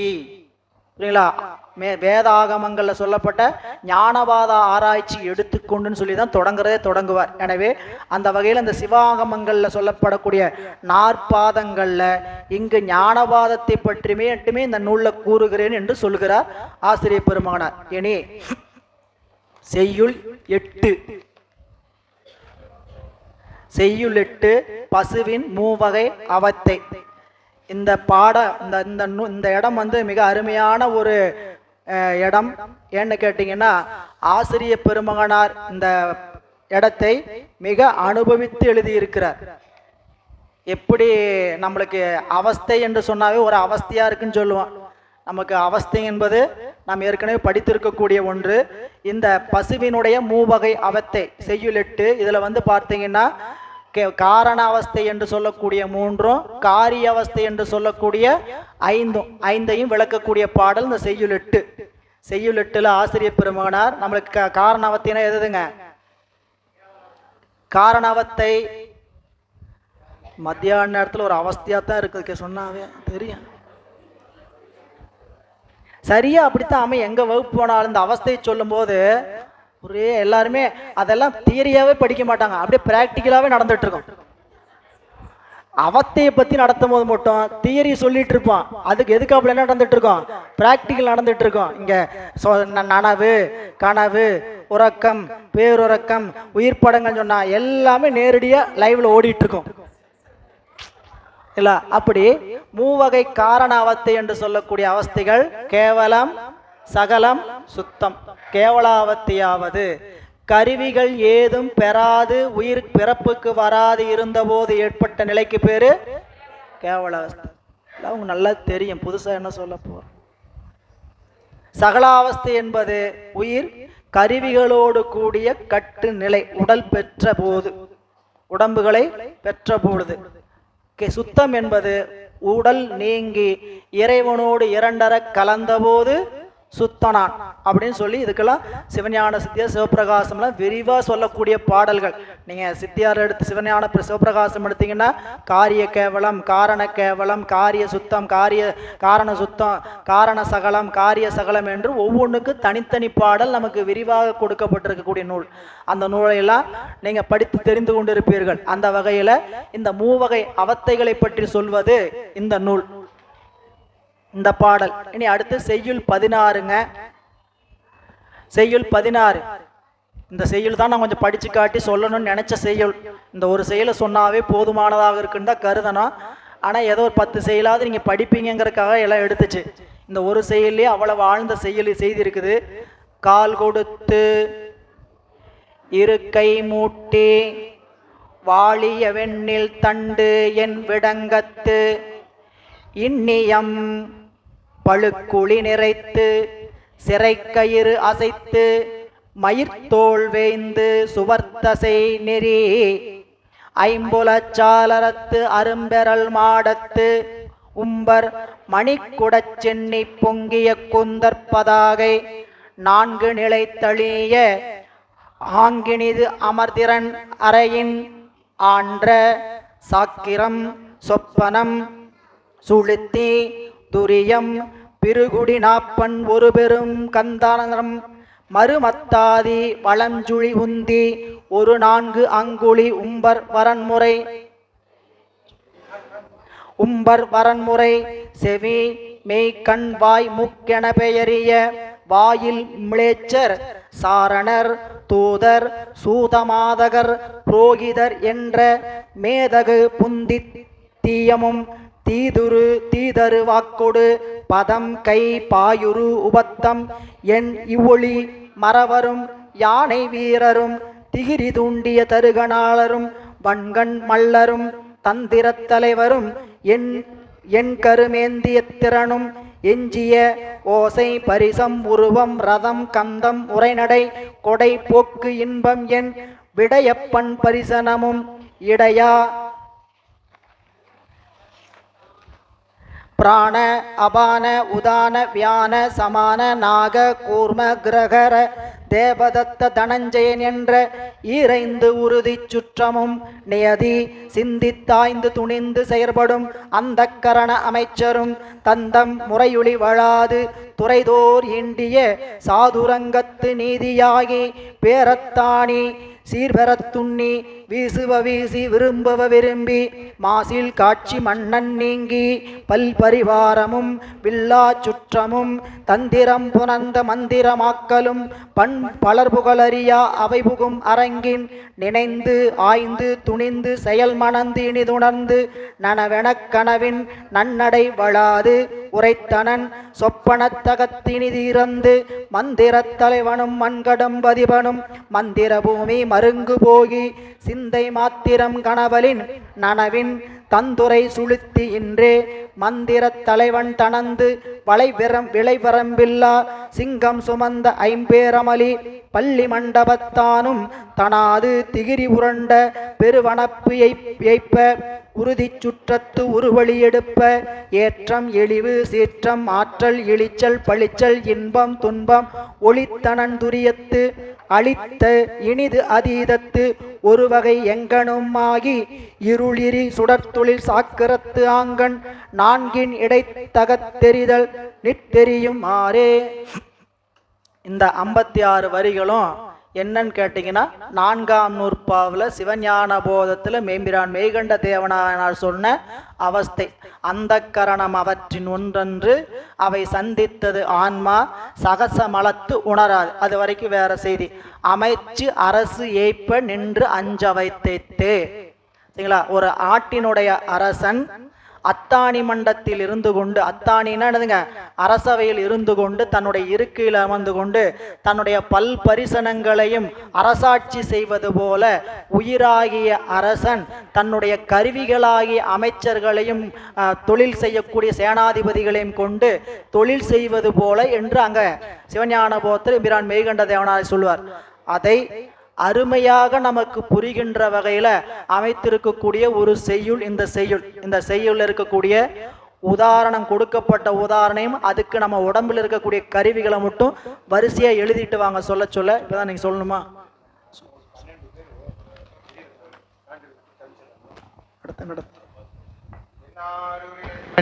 போற்றி எந்நாட்டவர்க்கும் இறைவா போற்றி.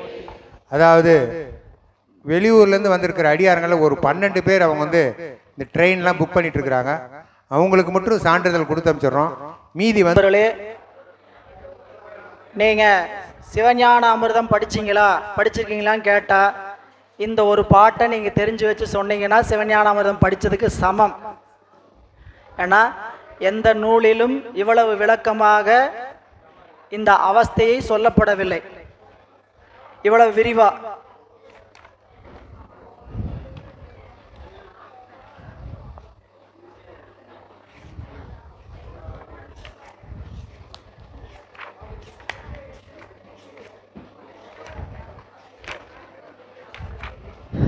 ஐயா இந்த நோட்டீஸ் கொஞ்சம் அப்புறம் கொடுக்கலாமா, இல்லாட்டி சீக்கிரம் கொடுங்க ஐயா தயவு செஞ்சு.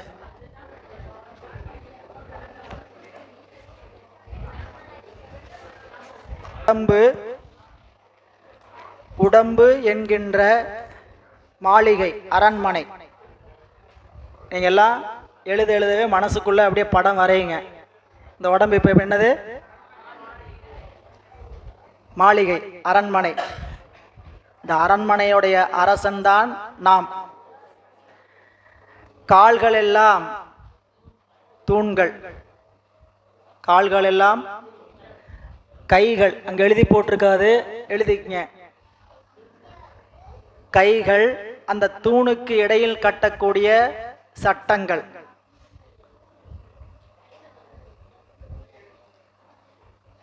தூணை ஒட்டி ஒரு சட்டம் போகும் தெரியுங்களா? ஆமா.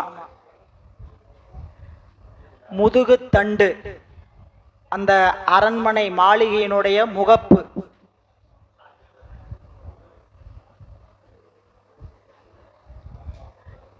நீங்க அதை பார்த்து எழுதுறீங்களா, இப்ப சொல்றது எழுதுறீங்களா? ஏன்னா அங்க கடைசி இருக்கிற வரைக்கும் தெரியாது, அங்க என்ன எழுத்து எழுதி போட்டிருக்குன்னே தெரியாது. அதனாலதான் அடியான் சொல்லிட்டு இருக்கிறேன். முதுகுத்தண்டு முகடு, அதாவது அந்த வீடு மாளிகை என்று சொல்லக்கூடியதை பார்த்தா, வெளியிருந்து பார்த்தா நல்ல அமைப்பா தெரிவதற்கு எது காரணம்? வீட்டினுடைய முகப்பு. நமக்கு பார்த்தா முகப்பா தெரியுது முதுகுத்தண்டு. விழா எலும்புகள் மரக்களிகள். விழா எலும்பு நமக்கு இடையில உடம்புல விழா எலும்புன்னு சொல்றோம் இல்லையா, அது அந்த வீட்டினுடைய மரக்களிகள், அரண்மனையுடைய மரக்களிகள். நரம்பு கயிறு. அம்மா ஒரு வீடுன்னா குறுக்க எப்படி போகும்ல, மாளிகைனா குறுக்க போகும்ல. அந்த சட்டங்கிறது இது, மரக்களிங்கிறது குறுக்க இப்படி போ. இது சட்டம்ங்கிறது இங்க தூணுக்கும் இடைக்கு சட்டம் வச்சிருப்பாங்க. தூணுக்கு இருந்து அப்படி விட்டத்துக்கு போகும் தெரியுங்களா, முகப்புக்கு. அப்படி போகக்கூடிய மர களிகள், அதான் என்னதுங்க? விழா எலும்புகள். அந்த சட்டங்கள் கட்டப்பட்ட கயிறுகள் தான் நரம்பு நம்ம உடம்புல. சுவர் தசை. இந்த தோலுக்கு கீழே இருக்கிற தசை தான் என்னதுங்க? சுவர். நரம்பு கயிறு. நரம்பு கயிறு அல்ல, நரம்பு கயிறாக. அடுத்தது தசை. தசை வீட்டினுடைய சுவர். வீட்டினுடைய சுவர் எது? தசை. மயிர்தோல் கூரை. மயிர்தோல், இந்த தோலுக்கு பேர் மயிர்தோல்னு பேரு. உள்ள இருக்கிறதுக்கு பேர் தசை. பார்த்துருப்பீங்க, இந்த மேலாப்படி அடிபட்டதுன்னா சரிங்களா, உள்ள இருக்கிற ஒரு தசை தெரியும். அந்த தசை என்னதுங்க? சுவர். வீடு கட்டும் போது அடிக்கிறது இதுக்கு பேருங்க, சிமெண்ட்டுக்கு பேரு, பூசுறதுக்கு பேரு அது தசை. அப்புறம் அந்த வீடை பளபளன்னு ஆக்கணும்ல, பட்டி பூசி பெயிண்ட் அடிக்கிறதுக்கு பேர் என்னதுங்க? தோல். தோல், மயிர்தோல். அப்படி. அதுக்கப்புறம் இந்திரியங்கள் சாளரங்கள். நம்ம உடம்புக்கு கொடுக்கப்பட்டு இருக்கக்கூடிய ஜன்னல் எதுன்னு கேட்டீங்கன்னா, சாளரங்கள் என்று சொல்லக்கூடிய ஜன்னல்கள் இந்த இந்திரியங்கள். செவி, தோல், கண்ணாக்கு, மூக்கு என்று சொல்லக்கூடிய 9 வாசல் வைத்தான்னு சொல்றோம் இல்லைங்களா? 9 வாசலும் வாசல் அல்ல, 2 வாசல் 7 ஜன்னல். நமக்கு வச்சிருக்கிற வாசல் எத்தனை வாசல்? புற வாசல் 1, முகப்பு வாசல் 1. முன்னாடி வீட்டில் போய் பின்னாடி வீட்டில் வெளியே போக வேண்டியதுதான். புறவாசல், முகப்பு வாசல். அப்புறம் 7 ஜன்னல், காத்து போயிட்டு வர்றதுக்கு 7 ஜன்னல். 7 சாலோகம் பண்ணிம்பார் அப்பர் சுவாமிகள். 4 அவஸ்தை. 4 அவஸ்தை. அவத்தை நிலை என்றால் ஒண்ணுதான். மொத்தம் 5 அவத்தைன்னு சொன்னீங்களே, இங்க 4 அவத்தை சொல்றீங்கன்னா, இந்த ஆசிரியர் பெருமகனார் 4 அவத்தை தான் சொல்றார். 5வது அவத்தைய குறிப்பிட்டு சொல்லலை. என்ன காரணம் கேட்டீங்கன்னா, 5வது அவத்தையில உயிருக்கு ஒரு செயல்பாடும் இல்லாதனால அவர் என்ன பண்ணிட்டாரு? அதை விட்டு விட்டார். எனவே 4 அவஸ்தைன்னு சொல்லி சொல்றார். அந்த 4 அவத்தைய அந்த வீட்டினுடைய 4 மாடம், 4 நிலைகள். புரியல? நம்ம வழக்கப்படி சொன்னோம்னா 4 ஹால். ஒரு முதல் கதவு, 2வது கதவு, 3வது கதவு, 4வது கதவு. அப்படி 4 நிலை வீடு, 4 நிலை அரண்மனை. அப்புறம் ஆன்மாதான் அரசன், செவிதான் வாயில் காப்பாளர். கவனிங்க, ரொம்ப சுவாரஸ்யமான இடம் இதெல்லாம். செவிதான் வாயில் காப்பாளர், தோள்தான் ஒற்றர். செவி வாயில் காப்பாளர். வெளியிலிருந்து யாராவது ஏதாவது வந்தாங்கன்னா வாயில் காப்பாளர் என்ன பண்ணா, அவர் தான் நிறுத்தி உள்ள போய் சொல்லுவார், என்னன்னு நான் வந்திருக்குன்னு சொல்லி சொல்லுவார். அதனால இங்கே வெளியிருந்து செய்தி வரதெல்லாம் யார் வாங்கி சொல்றாங்க, செவிதான் சொல்லுது, அவர் வாயில் காப்பாளர். தோல் யாருங்க, ஒற்றர். அவர் என்ன பண்றாரு, எங்கெங்க நடக்கிறதெல்லாம் தந்திரமா வந்து சொல்லிட்டு போறவர். அதனால தோல் ஒற்றர். தூது போறவர் கண்ணு, அரசனுக்கு தூது போறவர் என்னதுங்க, அரசிக்கிட்டையும் மற்ற நாட்டுக்கு தூது போறவர் யாரு, கண். மூக்கு புரோகிதர், மூக்கு புரோகிதர். புரோகிதர் புரோகிதம் பண்றவன்னு நினைச்ச கூடாது இல்லைங்களா, நன்மை தீமைகளை செயல்படுத்துவதற்கு பேர் புரோகிதர். அரசனுக்கு கூடயே இருப்பாங்க.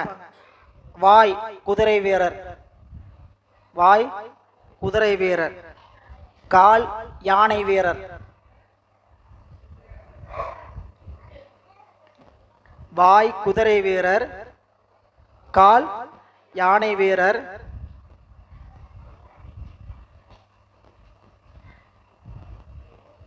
முன்னாடியே கால்கள் தூண்கள்னு சொல்லியிருப்பாரு.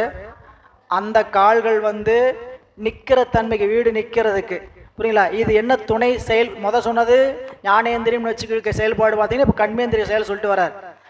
கை கால் யானை வீரர், கை தேர்ப்படை வீரர். கை ஏன் இதெல்லாம் சொல்றாருன்னு பாட்டுக்குள்ள விளக்கம் இருக்கு, புரியல. கை தேர்ப்படை வீரர். எருவாய் காலாட்படை, மலஜாலங்களை கலிக்க இதுக்கு பேரு காலாட்படை. கருவாய் சேனை தலைவர், சேனாதிபதி யாருன்னு கேட்டீங்கன்னா கருவாய். தசவாயுக்கள் உறுதி சுற்றம், சேனாதிபதி.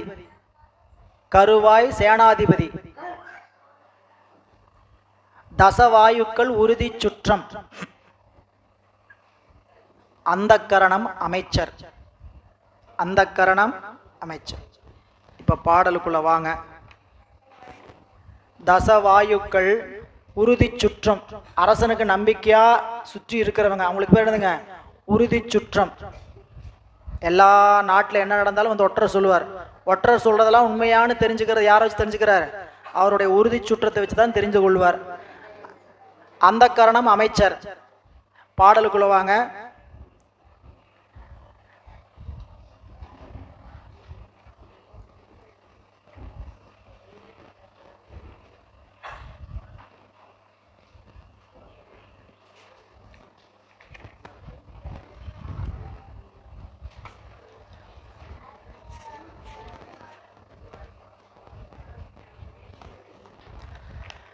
அன்பர்களே,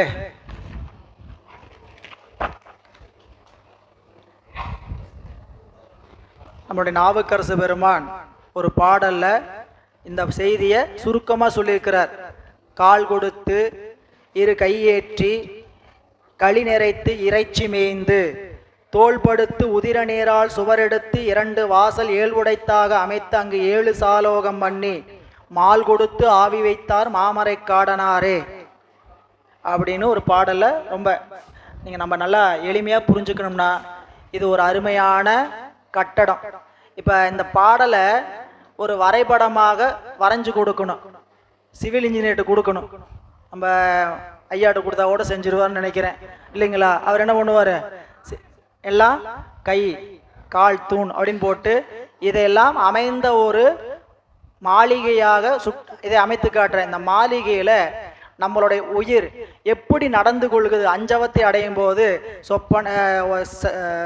சாக்கிரம் சொப்பனம் சுளுத்தி துரியம் துரியாதிதம் அப்படி சொல்லும் பொழுது ஒவ்வொரு கருவிகளை விட்டு கொண்டு தான் அது கீழாளவத்தைக்கும் மேலாளவத்தைக்கு கருவிகளை கூடிக்கொண்டு தான் வருதுன்னு நம்ம படிச்சிருக்கிறோம்.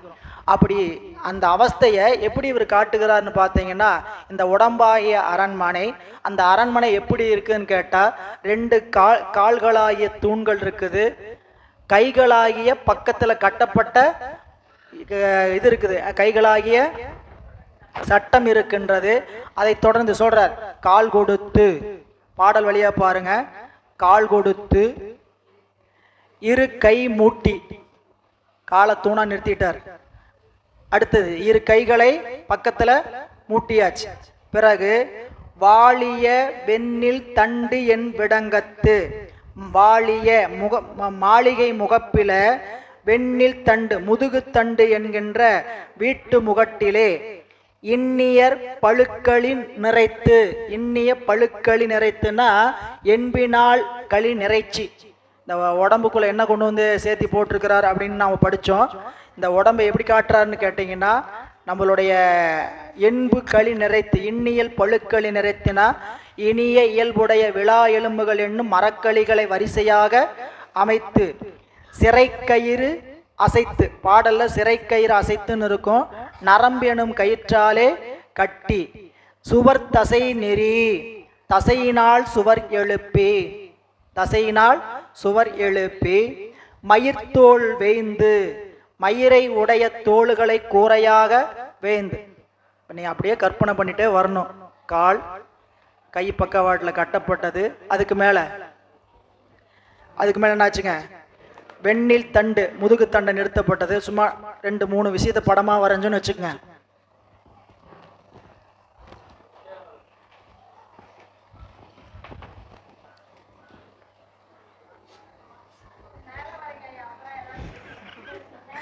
ஆனால் படம் வரைஞ்சி படமாக அரண்மனையினுடைய தூண். இந்த அரண்மனையினுடைய தூண்ல பக்கத்துல கட்டப்பட்ட கைகள், முதுகுத்தண்டு என்று சொல்லக்கூடிய முகப்பு, உடம்பு நேரா நின்னாத்தான் பார்க்கறக்கு அழகு, பார்க்க மாட்டாங்க. புரியுங்களா? அந்த வீட்டுக்கு அழகு முகப்பு முதுகுத்தண்டு தான். புரியுங்களா? அப்ப முதுகுத்தண்டு என்னும் விழா எலும்பு அமைத்து. அடுத்து என்ன சொன்னாருங்க,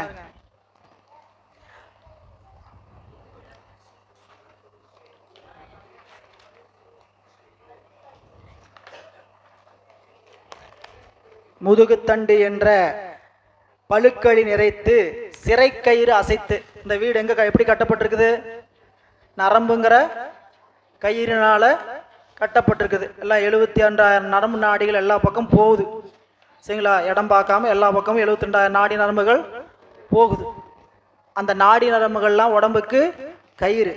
இதை வந்து ஒரு அரசன், எப்படிப்பட்டவன், ஒரு அரசன், அரசனுடைய மாளிகை இப்படி இருக்கு.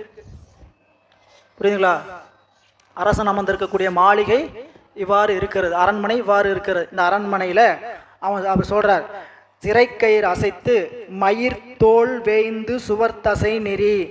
அப்புறம் மயிர்தோல், சிறைக்கயிறு அசைத்துனா அந்த நரம்பால கட்டி, பிறகு சுவர் தசை நெறினா தசை என்பது என்னன்னு கேட்டீங்கன்னா சுவர். இப்ப இந்த கட்டடம் இருக்குதுன்னா இந்த கட்டடத்துக்கு உள்ள என்ன பூசணும்,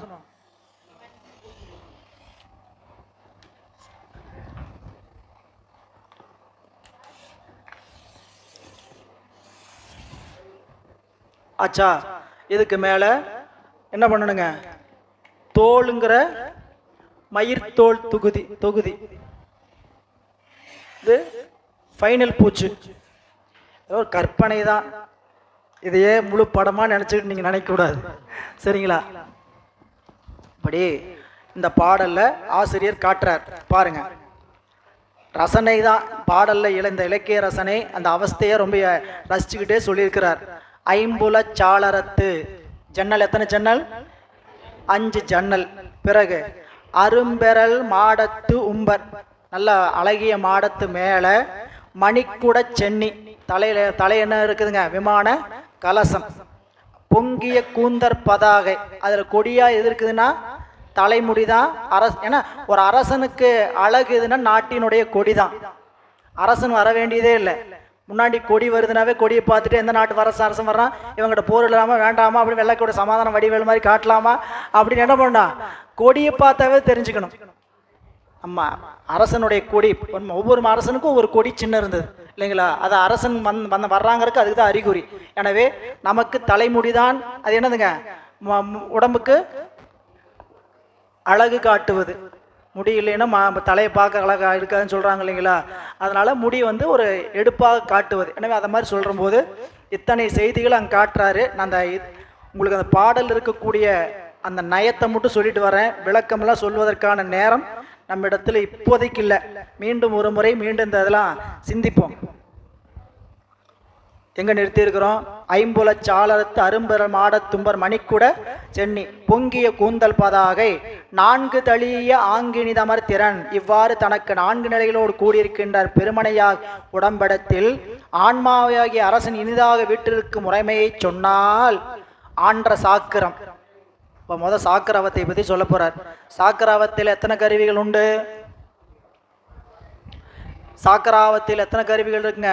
35 கருவிகள் உண்டு.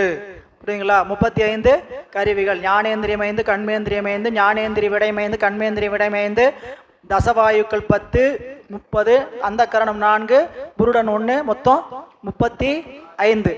இந்த 35 கருவிகள் அது கருவிகள் கணக்கு. இங்க எதெல்லாம் நமக்கு அந்த அரண்மனையில் இருக்கக்கூடிய இடத்துல எதெல்லாம் அவன் அரசன் தன்னுடைய சுற்றமாக வைத்து கொண்டிருக்கிறான் அப்படின்னு காட்டுறார். ஆன்ற சாக்கரம் விரிந்து சாக்கரமாகி அவைத்தே பிருகுடி நாப்பன் எங்க நின்று ஆட்சி செய்வான்? பிருகுடி அப்படின்னா புருவ நடுவாகி இடத்திலேயே நின்ற போது நிகழும். பிருகுடினா என்னதுங்க? புருவம்.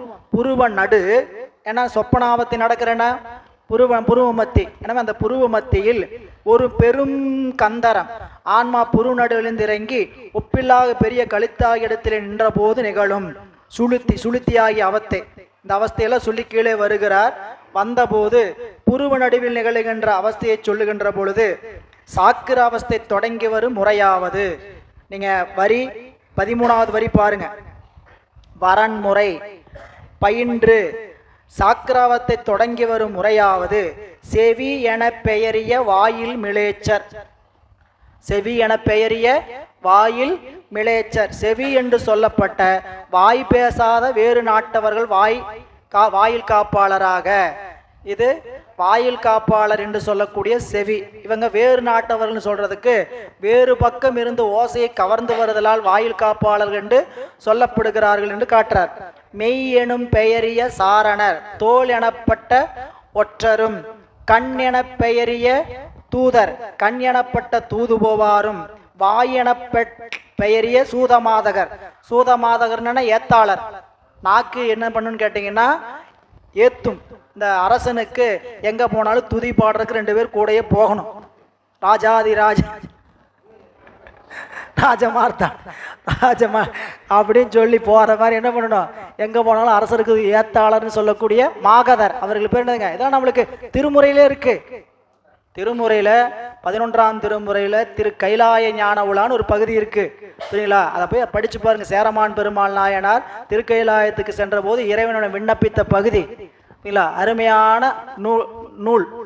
மேல திருக்கைலாயத்திலிருந்து நமக்காக அருள் புரிவதற்கு இறைவன் இறங்கி வர்றார்.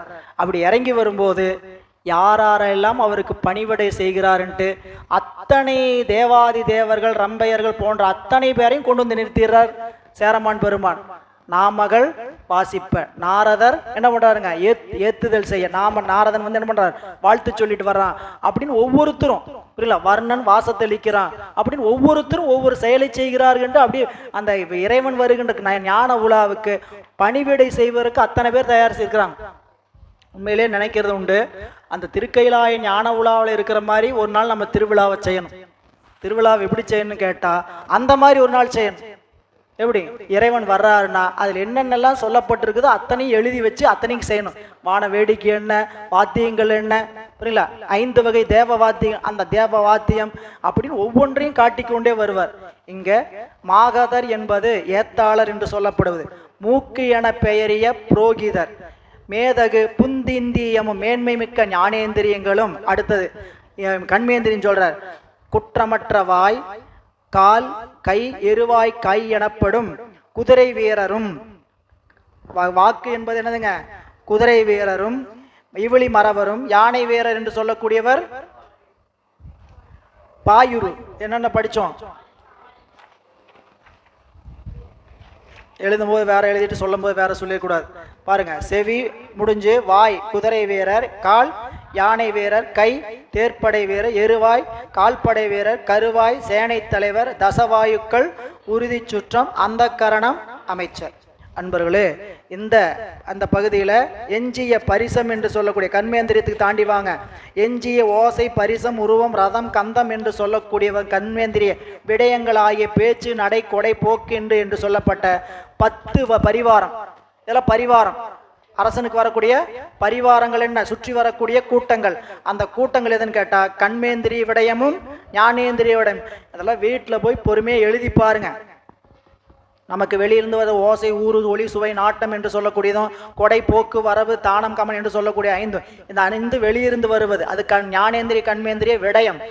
உள்ளுக்கு இருக்கக்கூடிய ஞானேந்திரியம் கண்மேந்திரியம் சொல்லக்கூடிய 10 இவையெல்லாம் ஒவ்வொரு அரச சேனைகளாக வகுக்கப்பட்டு என்று விடயங்கள் பல பரிவாரங்களாகவும் பிராணன் இதயத்தானத்தில் போக்குவரவு செய்யும் பிராணவாயும்.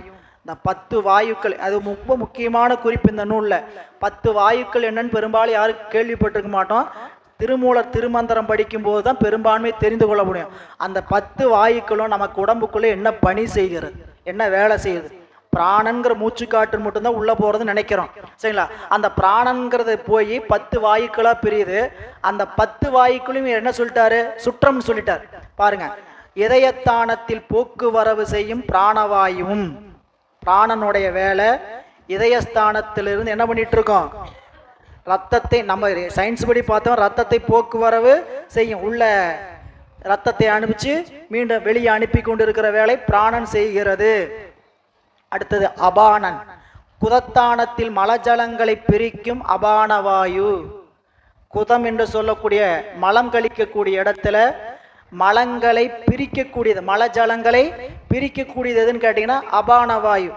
அந்த அபானவாயுனால தான் அபான காற்று வெளியேறுகிறது. சிறுநீர் தனியாக மலம் தனியாக மாறுது. அபானன் வாயு இருக்கிறதுனால தான். இல்லாட்டினா அபானன் வாயு இல்லைன்னா 2 கலந்து போயிட்டு இருக்கும். அபானன் வாயு சரியா வேலை செய்யலைனா. 3வது உதானன். நாதி, நமக்கு பேச்சு சரியா வருவதற்கு உதவி செய்கின்ற வாயு உதானன். நாபி கமலத்தில் இருந்து கொண்டு அக்கரங்களை பிரிப்பது. அக்கரம் என்னதுங்க? அச்சரங்கள். நீ சிவபிரகாசம் படிக்கும்போது படிச்சிருப்பீங்க. மூலாதாரத்தில் வெறும் நாதமாக தோன்றுகின்ற ஓசை தொப்புள் தானத்தில் வந்து என்னவாகும்?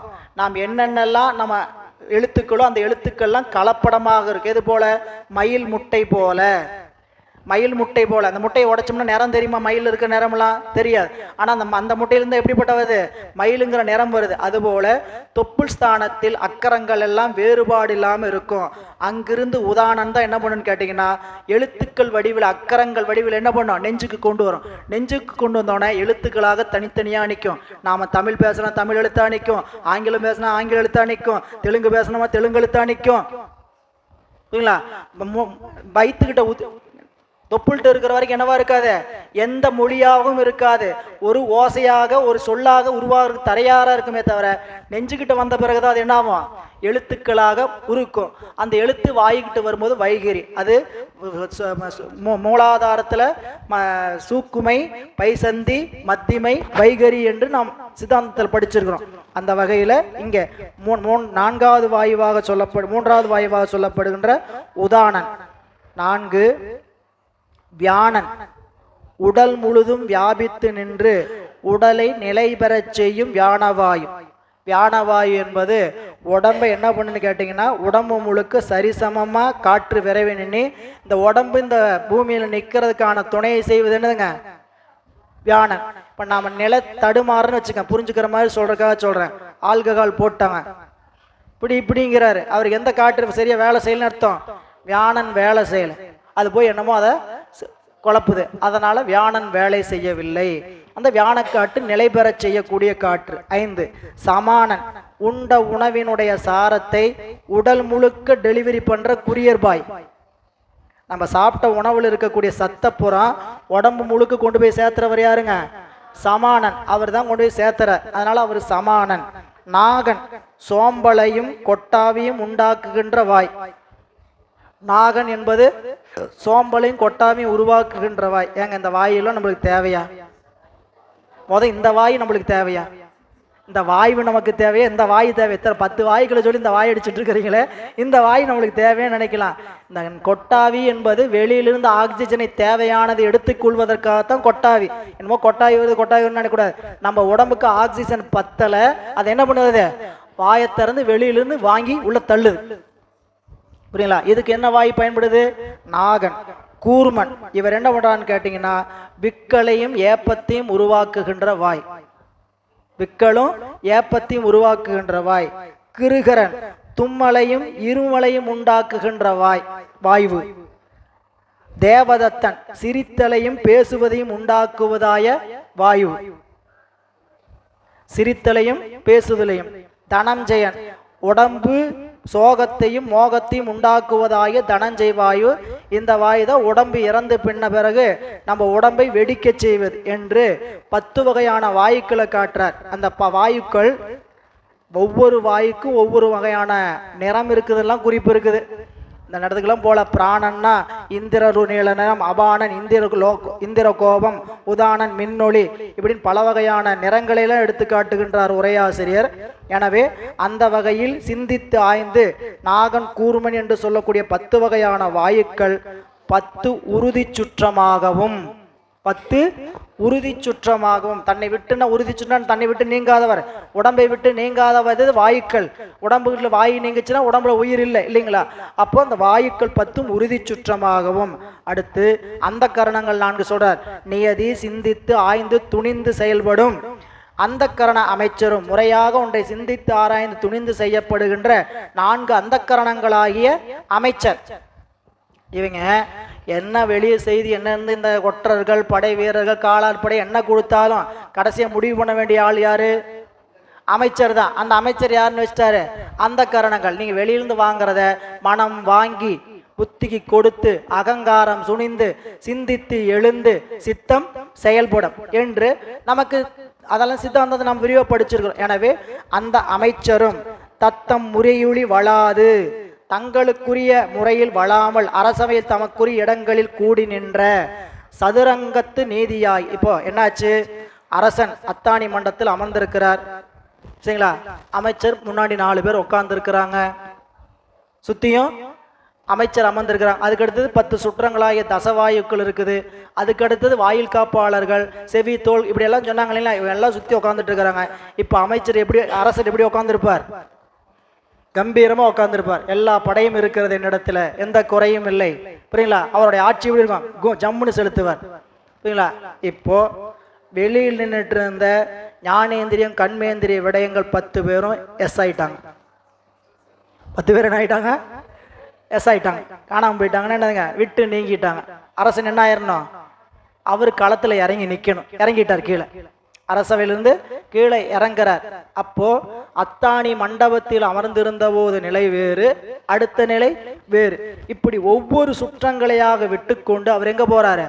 அந்த புறத்துக்கு போறார். அவருடைய நிலைப்பாடு நினைச்சுங்க. நம் பாடலுக்குள்ள இப்ப போல அத்தாணி மண்டபம் மேல உட்கார்ந்து இருந்தார். இது சாக்கராவஸ்தை. அத்தாணி மண்டபத்திலிருந்து அரசவைக்குள் கீழே இறங்கினாரு. அங்க என்ன ஆயிடுச்சு? சொப்பனாவத்தை. சொப்பனாவத்திலிருந்து அரசர் அந்த புறத்துக்கு நடந்து போற வழியில போறாரு. அப்ப சில பேர் இப்போ வெளியே போயிட்டாங்க. இப்போ அத்தாணி மண்டபம் வரைக்கும் எல்லாம் இருக்கிறதுக்கு அனுமதி உண்டு. அத்தாணி மண்டபத்திலிருந்து அரசர் புறப்பட்டு வெளியே போறான்னு வச்சுங்க. யாரெல்லாம் கூட வரலாம்? அமைச்சர் கூட வரலாம், காப்பாளர் ஒற்றர்கள் கூட வரலாம், இப்படி சில பேர் வரலாம் இல்லையா? அது போல யாரை வரலாம்? 25 பேர் கூட வரலாம். எந்த 25 பேர்? ஞானேந்திரியம் 5, கண்மேந்திரியம் 5, வாயுக்குள் 9, அந்த கரணம் 3, புருடன் 1, 22 கரணங்கள் கூட வரலாம். இந்த 22 பேர் எங்க வரலாம்? அத்தாணி மண்டபத்தில் 35 பேர் கூட உட்காந்து தொழில் செய்யும் போது கூட இருக்கலாம். அரசர் கீழறங்கி நடக்க ஆரம்பிச்சிட்டார்னா 10 பேர் வெளியே நின்றணும். 25 பேர் தான் நிக்கணும். 25 பேர் தான் கூட வரணும். அங்கிருந்து அவரு அந்த புறத்துக்கு போற வழி நல்லா நீங்க ஒரு கற்பனை பண்ணுங்க. அரசவை அத்தாணி மண்டபத்தில் அமர்ந்திருக்கிறாரு. இங்கிருந்து கீழே இறங்கி போயிட்டு இருக்கிறார். போகும்போது யாரு போலாம்? இந்த 25 பேர் கூட போகலாம். இந்த 25 பேர் எது வரையும் போகலான்னு கேட்டீங்கன்னா அந்த புறத்து அங்க அந்த புறம் இருக்குதுன்னா அதுக்கு போற தடம் இருக்குது பாருங்க, அது வரைக்கும் இவங்க போயிட்டு இருக்கலாம். அந்த புறத்துக்கு போற அந்த இடத்துக்கு போயிட்டோன்னே அவர் என்ன ஆயிடணும்? 22 பேரும் நின்றுக்கணும், பேசாம நின்றுக்கணும். மிச்சம் யார் போகணும்? 3 பேர் தான் உள்ள போகணும். புரியல? சித்தம் புருடன் பிராணவாய் எது வரைக்கும் போகலாம்? அந்த புற வாசல் வரைக்கும் போகலாம். அந்த புற கேட்டை திறந்தாங்கன்னா பிராணவாயு நின்றனும் சித்தம் நின்றனும். யார் மட்டும்தான் உள்ள போக முடியும்? புருடன் மட்டும்தான் உள்ள போகும். இப்படி 5 அவத்தைகளை அருமையாக அந்த அரசனுடைய ஆட்சி பீடத்திலிருந்து அவன் அந்த புறத்துக்கு போகும்பொழுது யாரையும் அழைத்து செல்லாதது போல காட்டி ரொம்ப அருமையான பகுதி. உண்மையிலே இதெல்லாம் சொல்வதற்கான நேரங்கள் குறைவாக இருக்கிறது. காலையிலேருந்து இந்த ஒரு செய்தியை விரித்து சொல்லியிருந்தா கூட சந்தோஷமாக தான் இருக்கும். ஆனால் என்ன ஆகுன்னு கேட்டிங்கன்னா, ஒரு பாட்டு தாங்க சொன்னார்னு நிறைய பேர் சொல்லுவாங்க. சரிங்களா? சரி, எப்பயுமே இந்த வகுப்பு எடுக்கும்போது நல்லா ஆழமாக எதையாவது சொல்லிட்டு போன்னு வச்சுக்கோங்க. ஒரு பாட்டு எடுத்து ஆழமாக சொல்லிட்டு போங்க, எல்லாம் நல்லா தான் சொன்னார், இன்னும் ஒன்றும் புரியல அப்படின்னு ஆய்வு. அதனால திருவருள்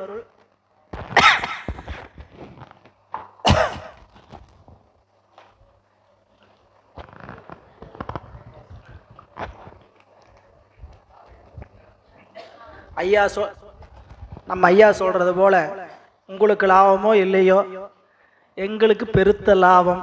இது எந்த வகையிலைங்க? இப்படிலாம் நூலுக்குள்ள செய்தி காட்டுறாங்கட்டு எங்கேயாவது மற்ற செய்திகளை சொல்லும்போது பயன்படுகின்ற வகையில் பயன்படுத்தி உங்களுக்கு சொல்வதற்கான வாய்ப்பாக இருக்கும். படிங்க. ஞானாமிர்தம் நம்ம மற்ற சாஸ்திரங்களெல்லாம் படித்து கொண்டு இருக்கிறோம். ஞானாமிர்தம் ஒரு அங்கங்கே ஒரு செய்திகளை கிடைச்சா கேட்டு பாருங்கள், படித்து பாருங்கள். எல்லாம் நமக்குரிய சொத்துக்கள் என்று சொல்லி இந்த சொத்துக்களை அனுபவிக்க வேண்டிய இளவரசன் நாம். அந்த ராஜா கொடுத்துருக்கிறார். அந்த ராஜா கொடுத்துருக்க செல்வத்தை நாம் என்ன பண்ணோம்? நல்லா அனுபவிக்க வேண்டிய கருணை நம்ம செய்து கொள்ளணும். அதுக்கு குருவருளும் திருவருளும் எப்போதும் துணை நிற்க வேண்டும் என்று சொல்லி அருமையானதொரு இந்த வாய்ப்பை நல்கி இருக்கக்கூடிய குருவருளையும் திருவருளையும் மனம் மொழி மைகளால் வணங்கி இந்த இடத்தில் இப்படி அருமையானதொரு செயலை சீரிய முறையில் நடத்தி கொண்டு இருக்கக்கூடிய அமைப்பாளர் ஐயா அவர்கள், மயில்வேல் ஐயா அவர்கள், அவர்களுடைய முயற்சிக்கு என்ன பாராட்டுவதுன்னு பாராட்ட வேண்டிய அவசியம் இல்லை நம்மளுக்குள்ள. ஆனால் இந்த முயற்சி என்பது பெரும் முயற்சி. சரிங்களா? நீங்கள் இப்போ மதியானம் சாப்பிடும்போது நினச்சி சொல்கிறேன், ஒரு விழா அப்படின்னா, ஒரு மணிவாசகர் விழா, ஒரு குரு பூஜை விழா அப்படின்னா ஒரு 100-200 பேரை வர வச்சு ஒரு விழா கொண்டாடி சாப்பாடு போடுவாங்க. புரியுங்களா? வகுப்பையே விழா மாதிரி நடத்தின என்ன பண்ணுறது? வகுப்பையே விழா மாதிரி நடத்தின என்ன பண்ணுறது? அப்போது அது அந்த ஒவ்வொரு அந்த முயற்சியை அதை எப்படி அவங்களுக்கு ஆசிரியர் கொடுத்த கொடை இத்தனை நாள் அவர் பயணித்த பயணம் அந்த வகையில் மிக அருமையானது ஒரு ஏற்பாடு. அதுக்கு உடனாக பணியாற்றுகின்ற தொண்டர்கள் வேணும். எப்பயுமே தொண்டர்கள் இல்லைன்னா சோர்ந்து போயிடுவோம். அவர்களுக்கு உற்ற துணையாக இருந்து செய்யக்கூடிய பெருமக்கள் வந்து இருந்து இதையெல்லாம் கேட்டு ஞான சிந்தனையை நாமும் போய் 5 நாள் இருந்து கேட்கணும்னு வெளியூர்லேருந்து வந்து நீங்களாம் பொறுமையோடு கேட்டு இருக்கிறீர்கள். இந்த அருமையான வாய்ப்பை நல்கிய குருவர்களையும் திருவள்ளையும் வணங்கி அமைகிறோம். நன்றி. திருச்சிற்றம்பலம். தென்னாடுடைய சிவனே போற்றி. ஏகம்பத்துரையந்தாய் போற்றி. அருள் தரும் சிவகாம சுந்தரி அம்மையுடனாய் ஆனந்தமா கூத்தர் திருவடிகள்.